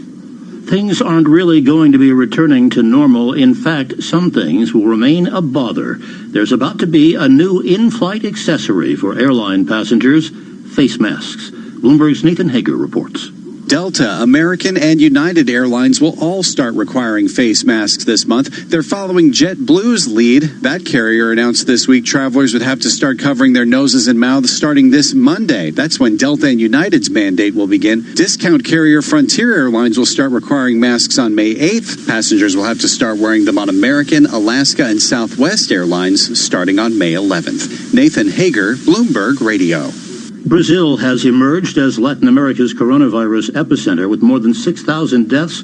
Well, the country's Funeral Home Association warns that coffins are running out in the hard-hit Amazon city of Manaus. They're calling for an emergency airlift of thousands of coffins. Global News 24 hours a day. I'm Bob Moon. 25 years ago, NJIT graduate Dick Sweeney co-founded Keurig Green Mountain, a company whose incredible innovations changed the way the world brews a cup of coffee. Today, he lectures widely on business leadership and is a strong advocate for NJIT's work to combine business education with the power of STEM. NJIT is definitely fostering the innovative thinking for budding entrepreneurs simply because that's the world we live in. NJIT is producing students that have been trained, educated, and given the business acumen to be a contributor to a company. The distinct mission is to develop great STEM scholars. The attributes I've always looked for in team members are heart, smarts, guts, and luck. So we want people with passion, intelligence, courage, and never discount luck. The student coming out of NJIT has experienced all of that. NJIT, New Jersey Institute of Technology. Learn more at njit.edu. Asset managers who seize change to launch new strategies, add distribution channels, or exploit new technology to re-engineer the investor experience are often rewarded. However, in an industry paralyzed with complexity, few act with agility or decisively. Few run their businesses strategically, yet the most competitive managers in the market know with the right partner and a flexible operating system, you can. Go boldly toward change with SEI Investment Manager Services. Determination and operational strength are both essential factors for growth in asset management. I'm Steve Meyer, President and Head of SEI's Investment Manager Services Division. We know that disruptive forces create opportunities around the world. If you see potential in change, our industry specialists will maximize SEI's integrated platform of data and risk management, global investment operations, compliance support, and investor services to position your asset management business for success. Come grow with us. With SEI Investment Manager Services, you lead the charge in a competitive marketplace. Learn more at seic.com/seize change. If knowledge is the pressure washer that means your patio is barbecue ready. The 4K projector that brings the thrill of the cinema to you. The yoga mat that turns your lounge into a studio. With a choice of ways to pay, you can make the most of your leisure time. You can say yes when it matters most at very.co.uk. Goods and services provided by Shop Direct Home Shopping Limited. Credit provided by Shop Direct Finance Company Limited. A half-price dream holiday, wouldn't want to miss that. A takeaway for free, wouldn't want to miss that. And 30 gigs data for just £10 a month on Smarty Mobile. You definitely don't want to miss that. Our Smarty SIM comes packed with 30 gigs of data and unlimited calls and texts for just £10 a month on a 1-month plan. That's why Smarty won Best Value SIM-only network in the Uswitch Mobile Awards 2020. Don't miss out. Search Smarty Mobile. Smarty. Simple, honest mobile. Smarty.co.uk. This is a message from the government about the emergency measures to support the economy during the period of disruption caused by the coronavirus. To help you, your business, and your workers affected, you can apply for cash grants, business rate holidays, statutory sick pay relief packages, as well as the Coronavirus Job Retention and Self-Employment Income Support Schemes. For information, go to gov.uk/business-support now. Long have I waited. The epic finale. Good people will fight if we lead them. Of the legendary saga can be yours. The Force will be with you. Always. Own Star Wars, The Rise of Skywalker. What are you doing there, 3PO? Taking one last look, sir, at my friends. Get it now on the Apple TV app. Picture in your mind a stylish Audi with striking LED headlights, sporty alloy wheels, and some of our most advanced features, including a 10-inch digital cockpit and smart assistant systems like lane departure warning. Picture what that Audi looks like. Now think smaller. The Audi A1. It's not a small car, it's a small Audi. Visit audi.co.uk. Audi. Vorsprung durch Technik. Fraudsters are getting more and more sophisticated, and it's easier than ever for people to make an honest mistake and lose their money. TSB doesn't think anyone should have to pay for being an innocent victim of fraud on their account. That's why they've created the TSB Fraud Refund Guarantee. To find out more, visit tsb.co.uk. Terms and conditions apply. 2020 take you? Somewhere where people care about each other, about our planet, about creating a better world for everyone, and becoming the best versions of yourselves. Join a community of like-minded individuals at the University of Winchester. Make sure to accept your offer by the UCAS deadline and visit our website to find out more. See the bigger picture. Be the difference. Go to winchester.ac.uk. A social distancing tip. Keeping your distance from others is important in slowing the spread of coronavirus. So here are some fun things to do alone. Read a book, take a walk, unpack your suitcase from that trip you took last September, paint a self-portrait, catch up on a TV series, do a puzzle. Remember, we should all stay home to lower the risk for everyone. For more info, visit coronavirus.gov. Let's all do our part, because we're all #AloneTogether. Brought to you by the Ad Council. Today at Bloomberg.com, the Bloomberg Business app, and on Quick Take by Bloomberg. This is a Bloomberg Business Flash. Bloomberg World Headquarters. I'm Charlie Pellet. The Dow, the S&P, and NASDAQ all lower, very close to lows of the day. Stocks are dropping as investors begin the new trading month, pondering profit warnings tied to the coronavirus and a ratcheting up of tension with China. After earnings, Apple down 0.9%, Amazon down by 7%, ExxonMobil dropping by 6.9%. Here's where we stand. S&P down 82, a drop of 2.8%. Dow Industrials down 594. That is a drop of 2.4%. NASDAQ down 279, a decline of 3.1%. The 10-year up 1/32 with a yield of 0.63%. Gold up 0.8%. $16.99 the ounce. West Texas Intermediate crude up 3.8% now, up 70 cents a barrel at $19.54. I'm Charlie Pellet. That's a Bloomberg Business Flash. All right, Charlie, thank you so much. You're listening. We're losing it. That's happening. It's been a long week. It's been a long month, and it's only May 1st. All right. Fascinating story in the magazine. Jason and I have been talking about this one, and I do wonder how long before this one becomes a Netflix or an Amazon series. It's about an individual who happens to be the go-to person when you want to know anything about what's going on in North Korea. Our reporter Josh Dean actually cold called him for the magazine and got one of the strangest stories that you can imagine. So let's get into it. Josh is with us. He's freelance writer for Bloomberg Business Week on the phone from upstate New York. And with us is Joel Weber, editor of Bloomberg Business Week, on the phone from Brooklyn. So, Joel, set the scene for us. I'm assuming Josh called you, or tell me how this kind of came together. Carol, I've got some incredible news for you, which is that this story is actually 16 years in the making. Wow. I was Josh's intern once upon a time, and Josh was like, hey, I really want to try and go to the demilitarized zone between South Korea and North Korea.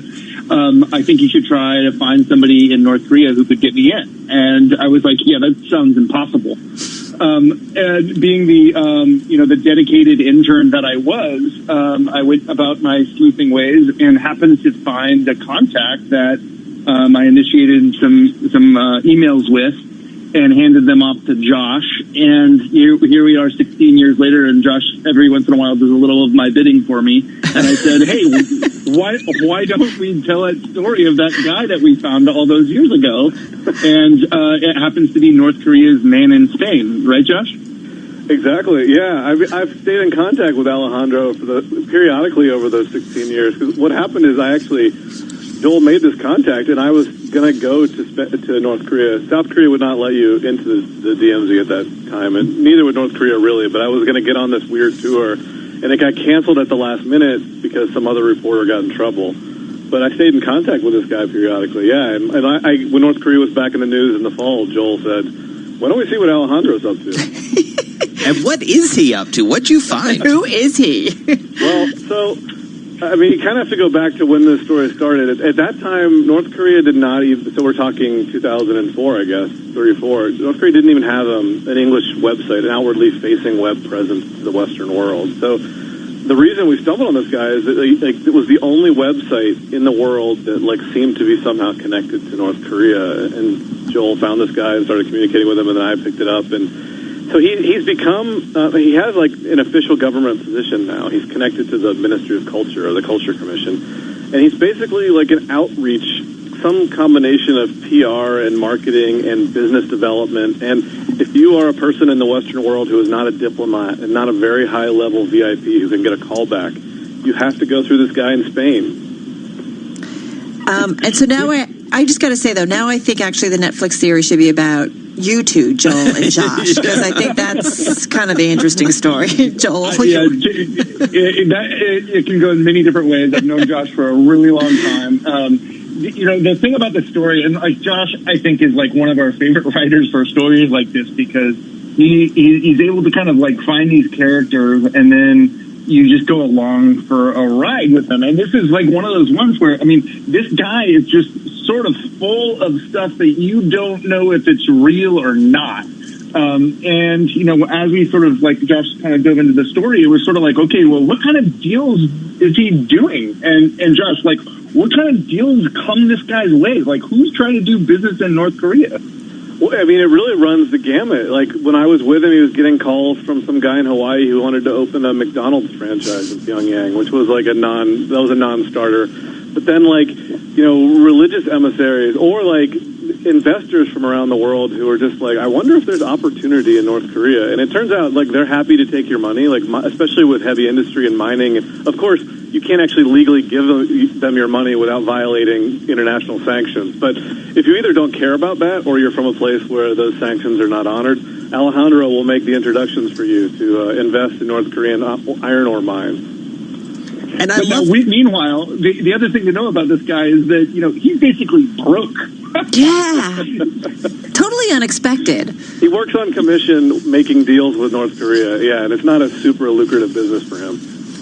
And it really goes back to the idea, he's like longtime fan, first time liaison. What's the deal with this guy? It's got to be one of the most peculiar, like, government official stories in the history of the world, I feel like, because he was basically just, as a teenager, a super fanboy of socialism, and like not just European socialism, which is like, socialism with an asterisk because it's a free market.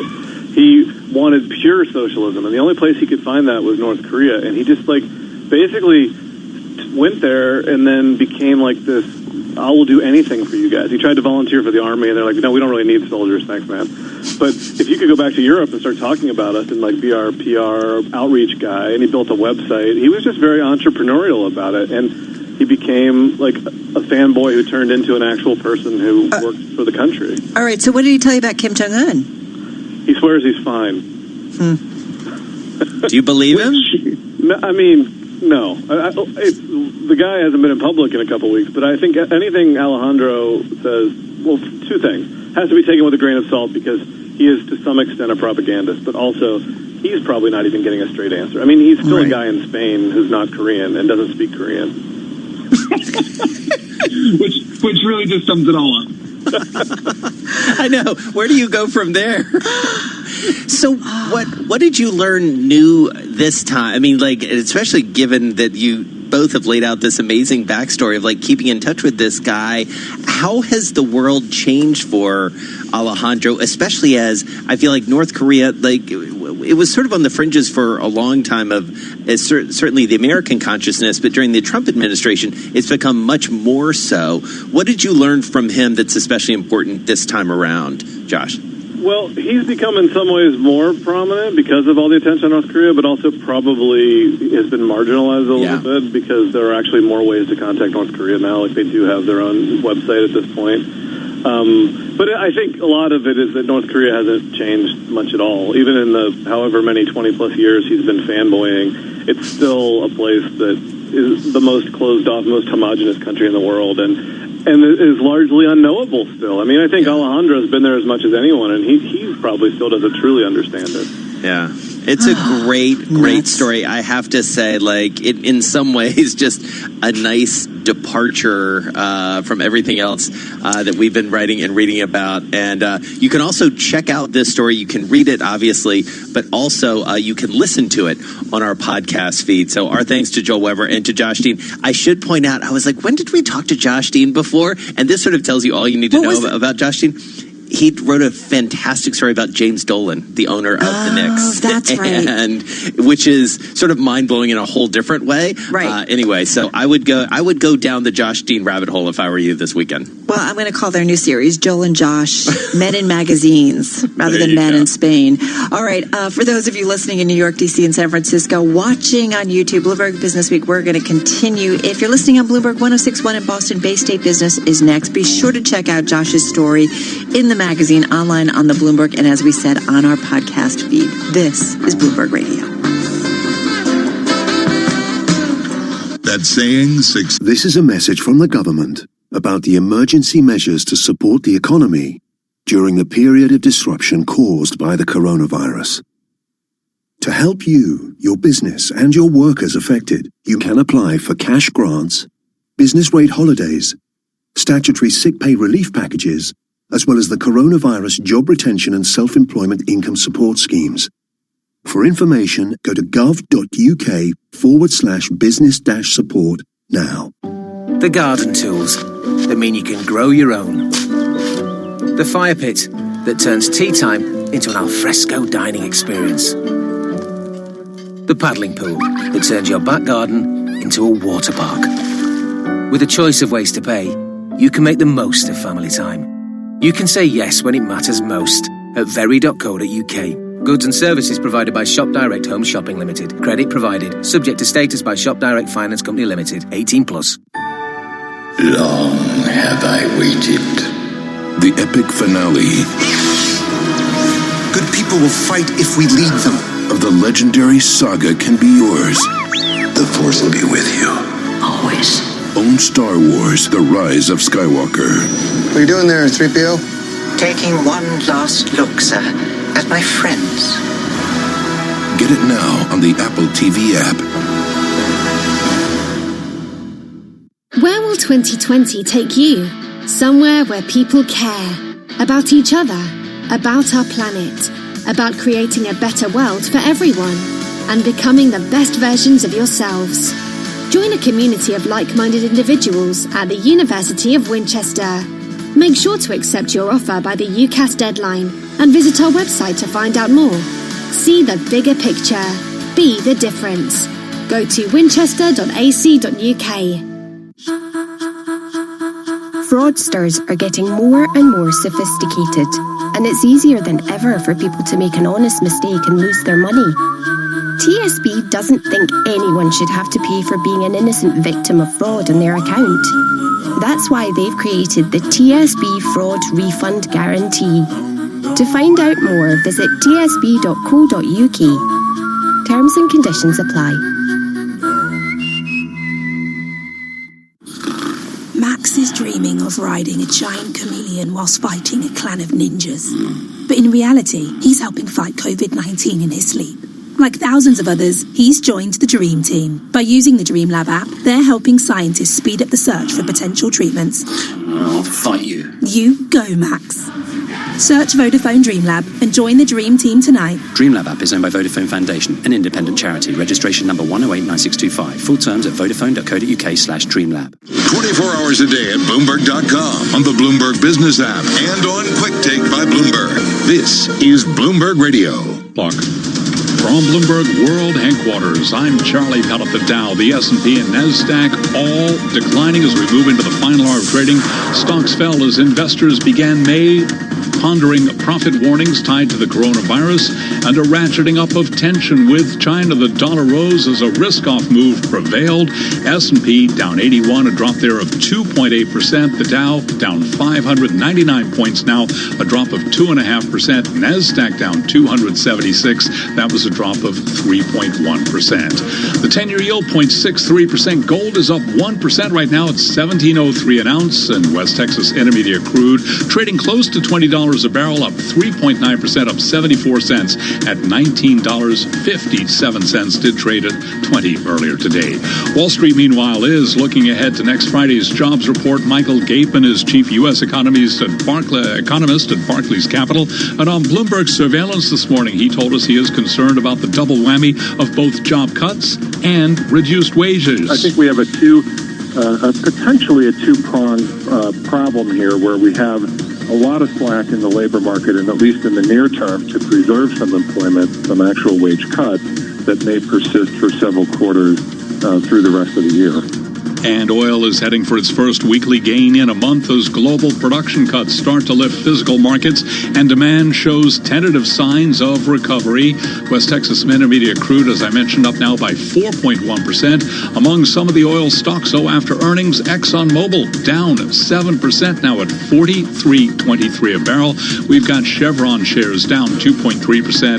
ConocoPhillips, among some of the other oil majors, down now by 7.2%. Also after earnings today, Apple shares down 0.6%, while Amazon is dropping by 6.8%. So again, recapping, it is a down Friday here, first trading day of the new month. S&P 500 index down 78 points, a drop there of 2.8%. Dow Industrials down 572, down 2.4%. NASDAQ Composite Index lower right now by 3%. I'm Charlie Pellet. That's a Bloomberg Business Flash. This is Bloomberg Business Week with Carol Masser and Jason Kelly on Bloomberg Radio. All right, you're listening to Bloomberg Business Week, and this is one of those conversations that I feel like is going to help us frame this crisis in a new and different and maybe more sophisticated and nuanced way. No pressure on Kenneth Feinberg, attorney at the law offices of Kenneth R. Feinberg, well known to our audience for working on so many of the biggest crises of our time. He joins us on the phone from Washington. Kenneth, great to have you with us, as always. Glad to be on. Thanks. All right. So where are we in this crisis? What is new and different about this global pandemic versus some of the major things you've worked on, be it TARP, be it 9/11? I could go on and on. Well, of course, the isolation. Yeah. After 9/11, the tragedy of 9/11, the foreign terrorist attack, everybody, all citizens came together. Very bipartisan way, social cohesion. After the BP oil spill in the Gulf of Mexico, the Obama administration came together with the American people, immediately drafted a compensation plan of action. The trouble with the coronavirus and Mother Nature is that solutions involve isolation, and you don't have that social reinforcement that you would normally have after a most unfortunate tragedy. That makes this particularly difficult to cope with. Yeah, and to get to the other side of it, we have constantly, Kenneth, talked about this, kind of juxtaposition of different forces of wanting to get back to work, wanting to get back to normal, but we also want to be safe. And so, I don't know, how do you see it? How do you see some of the programs that have been implemented, whether it's stimulus programs that kind of help us get to the other side? Well, first of all, in order to get to the other side with stimulus programs of any type, whether it's thousands of dollars or trillions of dollars, there are two critically important variables that I've learned about over the years. First, any resolution must be bipartisan. You cannot cope with a disaster like the coronavirus unless everyone comes together in an apolitical way. And to the credit of the Congress, the $1 trillion-plus stimulus packages that have emanated from the Congress so far and from the Trump administration largely have been bipartisan, with a minimum amount of polarization and opposition. So that's good. But the second thing I've learned, often to my detriment, hard lessons learned, you better get the money out fast and efficiently. Because all the talk in the world, slapping yourselves on the back about a great thing this is, if you don't deliver what is promised, thereby undercutting the expectation of the American people, the program is going to be tarnished. And every bit more important than enactment of stimulus or enactment of any legislation, however bipartisan, is that you get the money out, you get it out fast, and you get it to the right people, and expectations are met. And if they're not, you are laboring with a real obstacle. And so it does feel like, Kenneth Feinberg, that some things were done in haste in order to sort of get it out. Mistakes were made. I think most people would concede that point. Is that just to be expected given the velocity at which this happened? Or were there things that could have been done and maybe can be done better in the future in order to ensure that it gets out and gets out in the right way, these funds? Well, that's a tough question. On the one hand, there's never been anything quite like this. Coronavirus stimulus in the trillions. I mean, I can empathize and sympathize a little bit with administrators with responsibility for getting the money out. But that may be in mitigation, but it doesn't solve the problem because it doesn't help if, as an operational matter, whether it's the rollout of Obamacare or whether it's this or any other number of programs, if you tout a solution and then there are problems in delivery, in administration, in operations, so that the money is going slower or not going to the right people, that's a real problem that better be corrected fast, or the citizen disapproval will simply grow.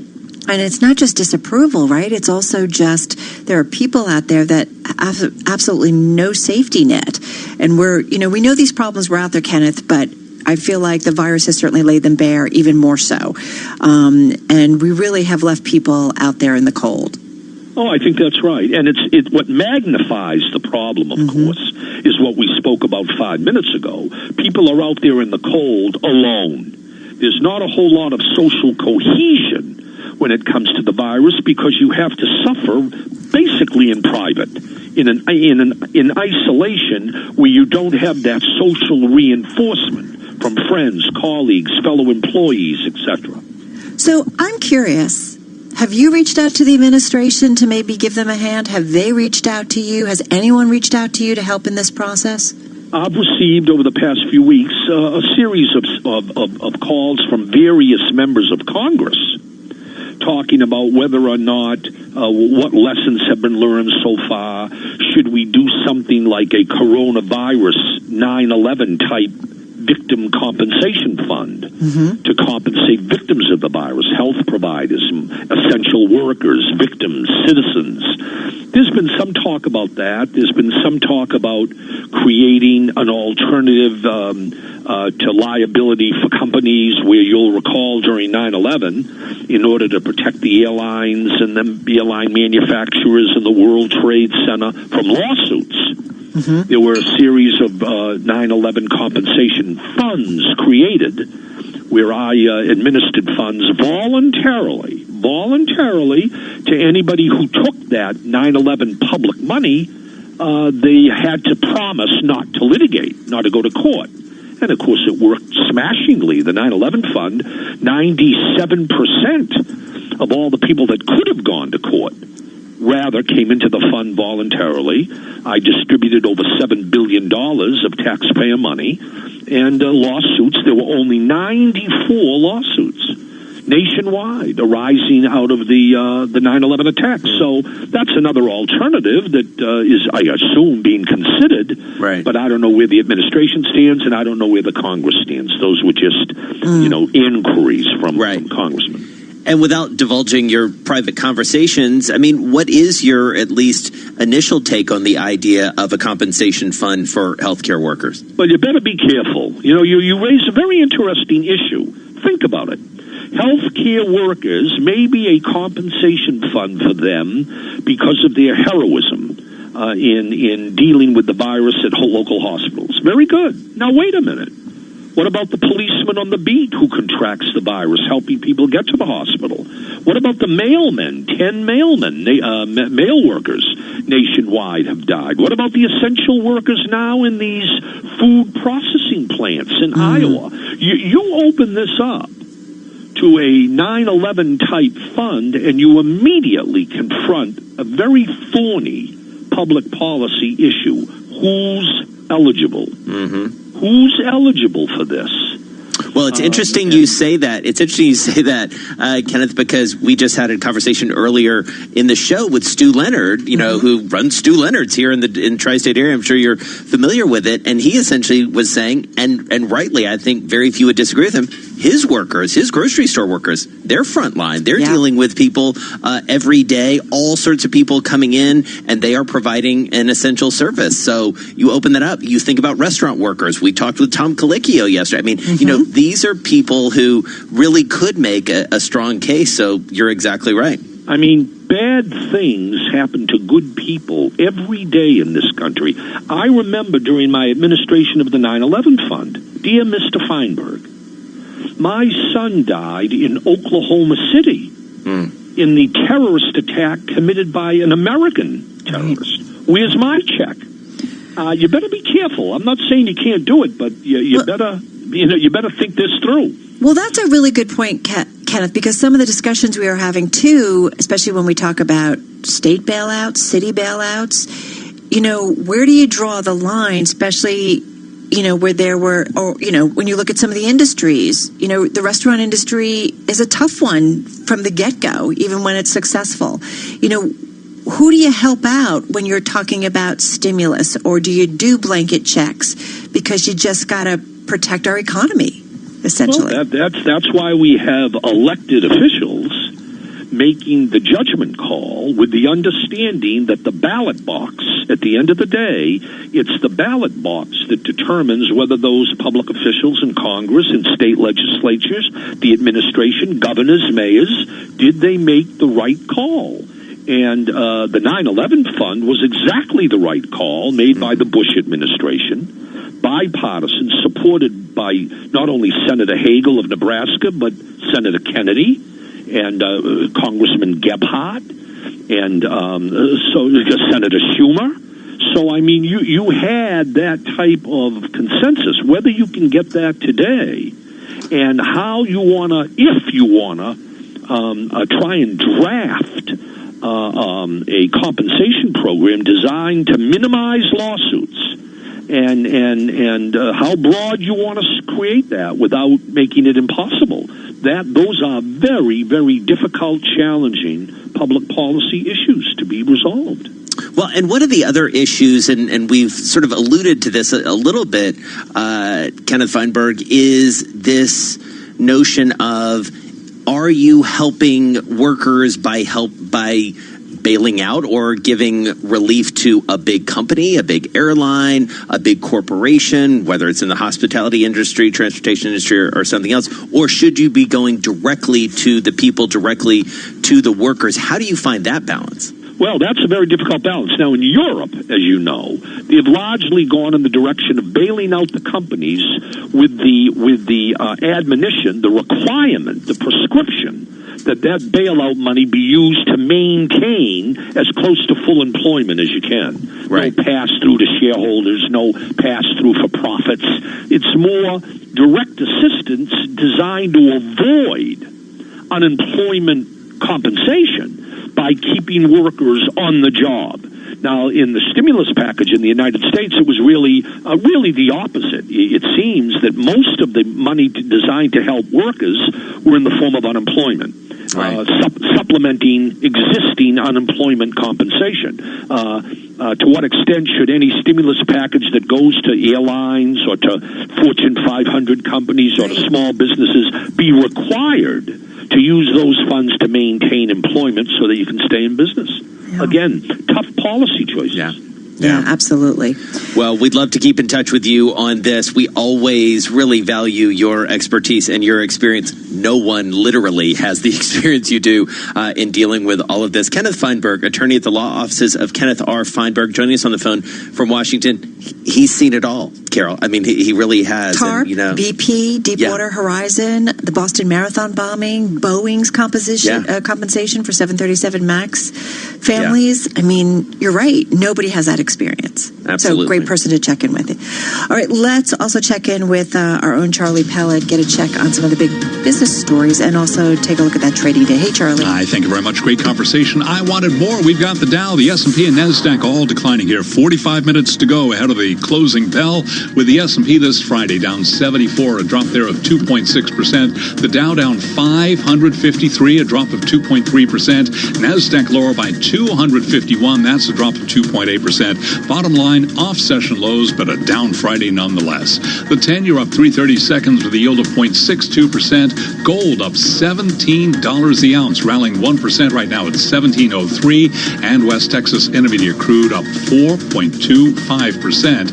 WTI now at $19.64. After earnings, Apple down 0.6%. Amazon down 6.7%. ExxonMobil lower by 7%. I'm Charlie Pellet. That is a Bloomberg Business Flash. All right, Charlie, thank you so much. You are listening to Bloomberg Business Week. Let's head down to Houston right now. We go straight to the man in charge, Houston Bureau Chief Joe Carroll for Bloomberg. He joins us on the phone from that fabulous city, a city that is certainly reeling to some extent from what we've seen in the oil market, and the news about Exxon today not helping at all. Joe, how are you, my man? I'm good. Thanks. Good. All right. So tell us about Exxon. Obviously, the cover story in this week's Business Week dove into everything that's been going on there. What did you see in the numbers that is the most important for people to understand? Well, nobody really saw this coming today. We knew the first quarter had been rough. It was the worst oil market collapse ever in history, price-wise. But Exxon doesn't lose money. And this morning they posted the first loss in as far back as our records go, $610 million. Their rivals have had tough quarters. They don't lose money. So it was quite a shock for folks who watch the industry. God, the cover story, Joe, is all about Exxon's path to mediocrity. And it's not like this has happened overnight. It's also not just necessarily because of the collapse in the energy markets. I mean, this is a company that's been spending big on a lot of different projects. So where are they now? And what's their future? Yeah. I mean, we talked earlier in the week that this isn't a company that's going to go away, but yet you do rethink their future. Yeah, in the past, they were such a bulwark, and they had made such good long-term decisions that when there was something like a hiccup or even a really bad market like now, Exxon will be fine. They could glide through it because they were so strong and frankly so rich. But they've had a series of major missteps, which my colleague Kevin Crowley pointed out and Brian Gurley pointed out in the Business Week story. Everything from buying XTO, which was a shale gas bet right before gas went in the tank. They went big in Russia, and then Russia was shut down by sanctions. And so their major investment forests in the past, those would always build them up and give them the fortitude to thrive in a situation like this. They just don't have that running room anymore. So, Joe, hold on for 1 second. We're going to take a break and try and call you back. We're having a little trouble with the line there in Houston. We're talking with Joe Carroll. He's our Houston Bureau Chief about Exxon. And, Carroll, I have to say, the cover story is so illuminating about this company, especially the velocity, as it were, at which this all changed for Exxon in many ways, and the stature that it had at one moment that is so dramatically diminished. Yeah, absolutely. And it talks about, the story goes into all of the details, and basically they say it's been, a decade's worth of miscalculations, whether it was shale oil, whether it was Canadian oil sands, and even a big mega deal that was done with Russia, in Russia, I should say. And so they spent so much on projects that, we talked in the story, or the reporters did in the cover story, about how the company has to borrow to cover their dividend payments. And you and I talked this week that when you invest in some of these companies, some of these big oil companies, it's about the company. It's obviously about the fundamentals, but it's also, you get usually this really rich dividend. Yeah. And as an investor, you expect it. So it's hard for them to just cut it. and get rid of it. Well, and as Joe sort of alluded to, it's like that sort of fortress balance sheet, right? You're sort of investing in this notion that this is such a behemoth of a company that they're going to be able to weather just about anything. And by the way, up until this moment, they sort of have. Yeah, exactly. And what's interesting too, and Joel Weber pointed this out with us, is he said the numbers don't lie, that Exxon needs a break-even price of $60 a barrel for 2020, $5 more than BP, $10 more than Shell and Chevron. And we know oil is a lot cheaper than that is now. So it's not just about the big macro trends, but it's against its competitors in terms of how it will do. All right. I think we have Joe Carroll, our Houston bureau chief, back on the line with us. So, Joe, I got to ask you, especially given you're the guy in charge down there, how does this play across Houston? I know having grown up there, I know that this is an economy that has diversified somewhat, but this is still an oil boom town. This is still an energy town at its core, right? Yeah, when companies like Exxon and Chevron start cutting production, laying down drilling rigs, basically going inactive, that's a real punch in the gut to a place like Houston, and then even more so to your towns in the western part of the state that are completely reliant on crude oil. As you said, Houston is diversified, but it's still an oil town. So there's thousands of layoffs going on. There's furloughs, and then there's all those people who are hanging in the balance, wondering, because we're not through the worst of it yet. These numbers we saw from Exxon today, they were first quarter. That's 3 weeks before crude oil went negative. Oh. So there's much worse, results to come. And so, everybody's sort of walking on eggshells around here. What does it tell us about other players and the big integrated, some of the other big integrated oil companies, Joe? Well, part of the reason Exxon has been hit so hard are the long-term decisions that the Business Week article spelled out in great detail. But another part of it is that Darren Woods, the CEO, decided he was going to go against the rest of the industry. The industry was already going into sort of a downward trend because of the supply glut before COVID-19 hit us. And he said, look, this is the time to invest. I can get all my services and my pipes and everything I need much cheaper because no one else is expanding. So he had this massive $33 billion expansion plan for this year. And then the bottom fell out of oil, and they simply don't have the cash to fund it. Now, Exxon can borrow. They still have a good credit rating. But the question a lot of investors and analysts are raising is, well, how long can you sustain that kind of borrowing without having to cut your dividend? They froze their dividend, but they haven't cut it. Right. So, Joe, go back to those sort of existential issues that are underlying all of this. The supply clearly is a big part of the issue, but also there's this whole sort of big global question around the future of energy and what we use, what we consume, even virus notwithstanding.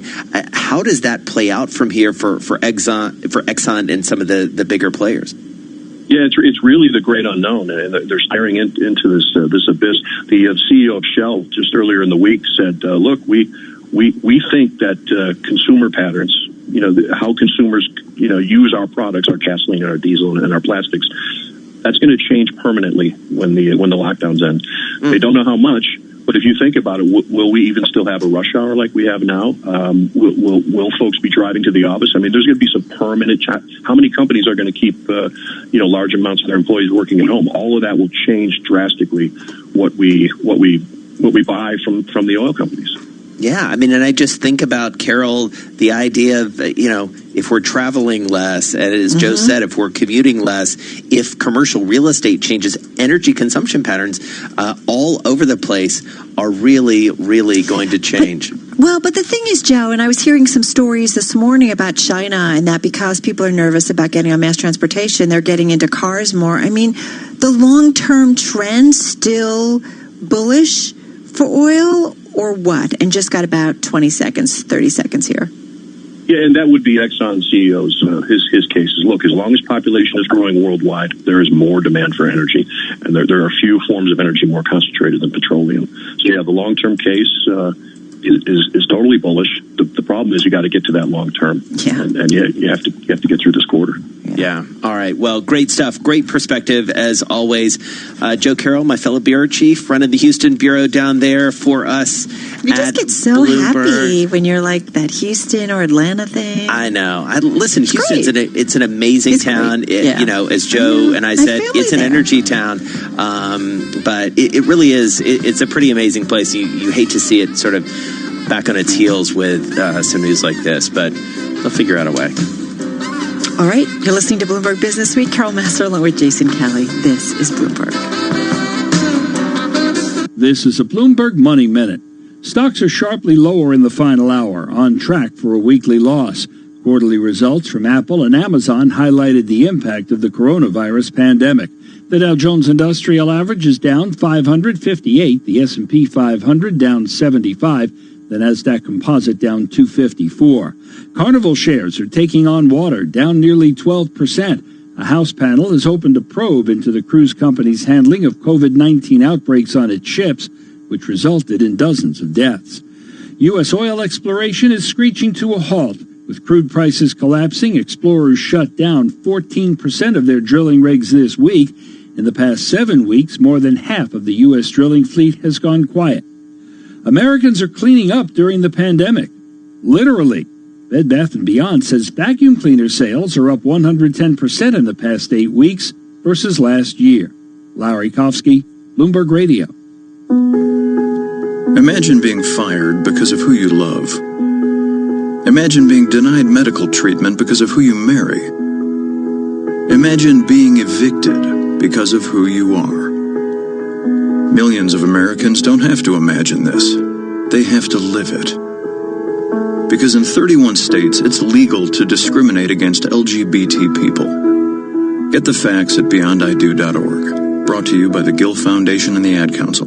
The world's financial decision makers connect on the Bloomberg Terminal. The buy side and the sell side together, collaborating across markets and countries in real time, sharing ideas, negotiating trades, and forming an influential network of over 325,000 financial professionals that helps power global markets. Isn't it time you join them? Request a demo at bloomberg.com/professional. Are you interested in a challenge? Long have I waited. The epic finale. Good people will fight if we lead them. Of the legendary saga can be yours. The Force will be with you. Always. Own Star Wars, The Rise of Skywalker. What are you doing there, 3PO? Taking one last look, sir, at my friends. Get it now on the Apple TV app. Picture in your mind a stylish Audi with striking LED headlights, sporty alloy wheels, and some of our most advanced features, including a 10-inch digital cockpit and smart assistant systems like lane departure warning. Picture what that Audi looks like. Now think smaller. The Audi A1. It's not a small car, it's a small Audi. Visit audi.co.uk.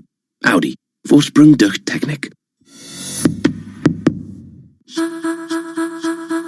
Fraudsters are getting more and more sophisticated, and it's easier than ever for people to make an honest mistake and lose their money. TSB doesn't think anyone should have to pay for being an innocent victim of fraud on their account. That's why they've created the TSB Fraud Refund Guarantee. To find out more, visit tsb.co.uk. Terms and conditions apply. Where will 2020 take you? Somewhere where people care about each other, about our planet, about creating a better world for everyone, and becoming the best versions of yourselves. Join a community of like-minded individuals at the University of Winchester. Make sure to accept your offer by the UCAS deadline and visit our website to find out more. See the bigger picture. Be the difference. Go to winchester.ac.uk. Typical Danny. Last night I was chilling with my girls, but ended up spilling my Chardonnay all over my fave lilac nightie when I saw the photo I was tagged in. State of my fake tan. But no worries, just one wash and my clothes will smell perf with surf. Surf gives you long-lasting fragrance with natural essential oils. Find your fragrance in Surf's laundry range. This is an important message from the government. For now, we must all still stay at home. It can be hard, but it's making a difference. So please keep going for the ones you love. Keep going for every key worker on the front line as they keep going for us. Keep going because together we will beat the virus. To all of you making sacrifices every day, thank you. Stay home, protect the NHS, save lives. Helen is dreaming of fighting a flock of 40-foot flamingos. But in reality, she's helping fight COVID-19 in her sleep.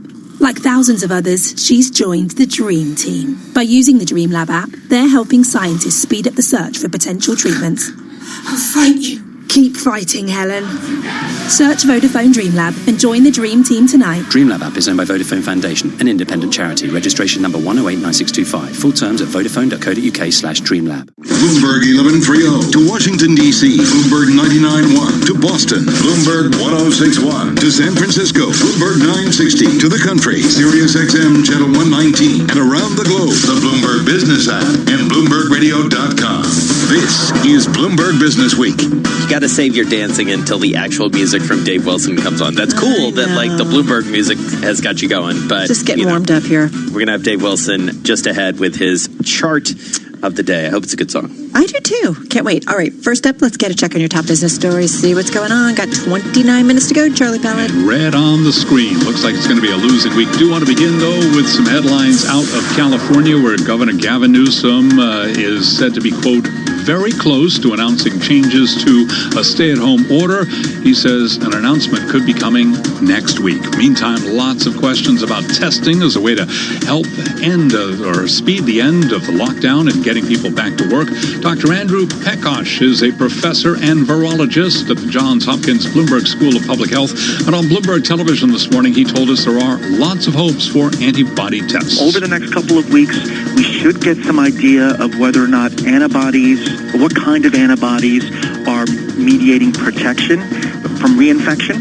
And once we know that, we can really go after people in the population and identify people who should have a higher resistance to infection. And that will then really allow us to come forward with a much more detailed plan for how to open up our economy and loosen some of the public health interventions that most of the world is currently under. The Johns Hopkins Bloomberg School of Public Health is supported by Michael R. Bloomberg, founder of Bloomberg LP and Bloomberg Philanthropies. American Express, long synonymous with premium travel rewards, is tweaking its Platinum card. It will now offer a meditation app along with credits for streaming services as the coronavirus pandemic forces its customers to stay at home. Shares of American Express down $2.63 right now, $88.62 on AXP. The House Committee on Transportation and Infrastructure has opened an inquiry into Carnival Corp's handling of the COVID-19 outbreaks that resulted in more than 1,500 confirmed cases of the novel coronavirus aboard its cruise ships, as well as dozens of passenger and crew deaths. We've got Carnival down now by 12.5%. Stocks lower. S&P down 81, down 2.8%. The Dow down 603 points, down 2.5%. NASDAQ down 277, down 3.1%. 10-year yield 0.63%. Gold up 0.8%, $16.99 the ounce. West Texas Intermediate crude up by 5%. I'm Charlie Pellet. That's a Bloomberg Business Flash. All right, Charlie, thank you so much. You are listening to Bloomberg Business Week right here on Bloomberg Radio. Somebody help me, yeah. Somebody help me now. Won't somebody tell me what I've done wrong?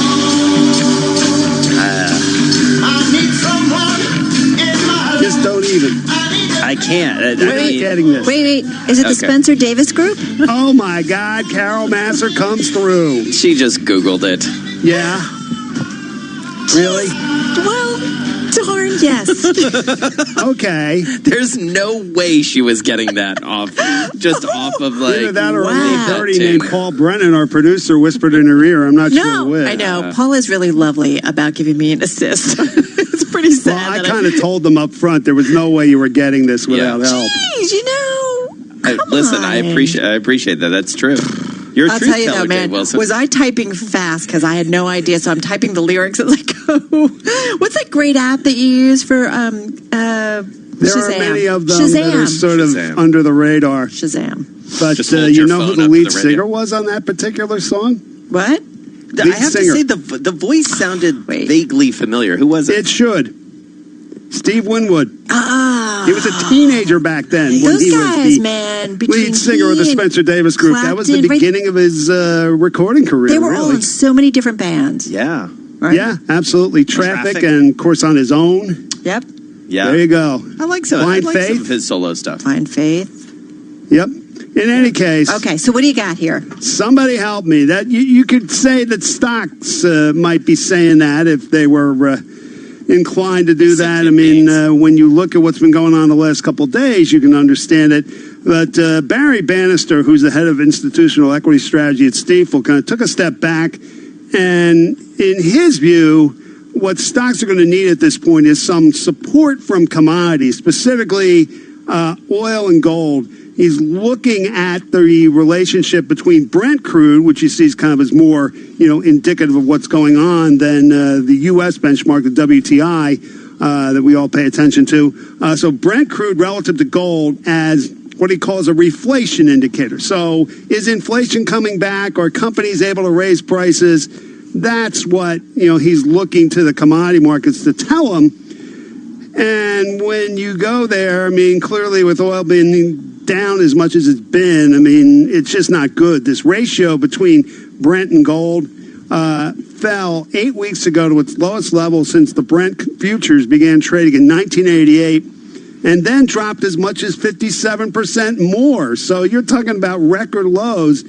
And the chart shows you, based on what Bannister put together for his latest research report, if you go back to 2002, 2009, 2016, you see that this ratio was turning around, either as stocks were starting to come off their lows or as they were preparing to. So you put it all together, and it's like, somebody help me. A stock investor might well be saying that about now, looking at this chart. If you want to do that, folks, send me an email. I'll get it to you with the explanation that goes with it and everything I do going forward. The email address is dwilson@bloomberg.net.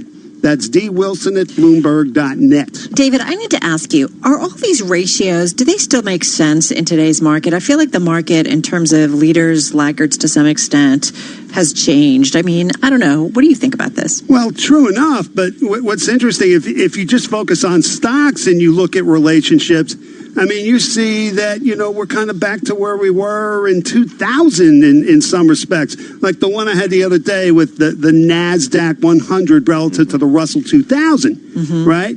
I mean, it shows you that we've been, where we are now, we've been there before. And, it didn't go necessarily so well back then. At the very least, it's food for thought. Yeah. No, it's true.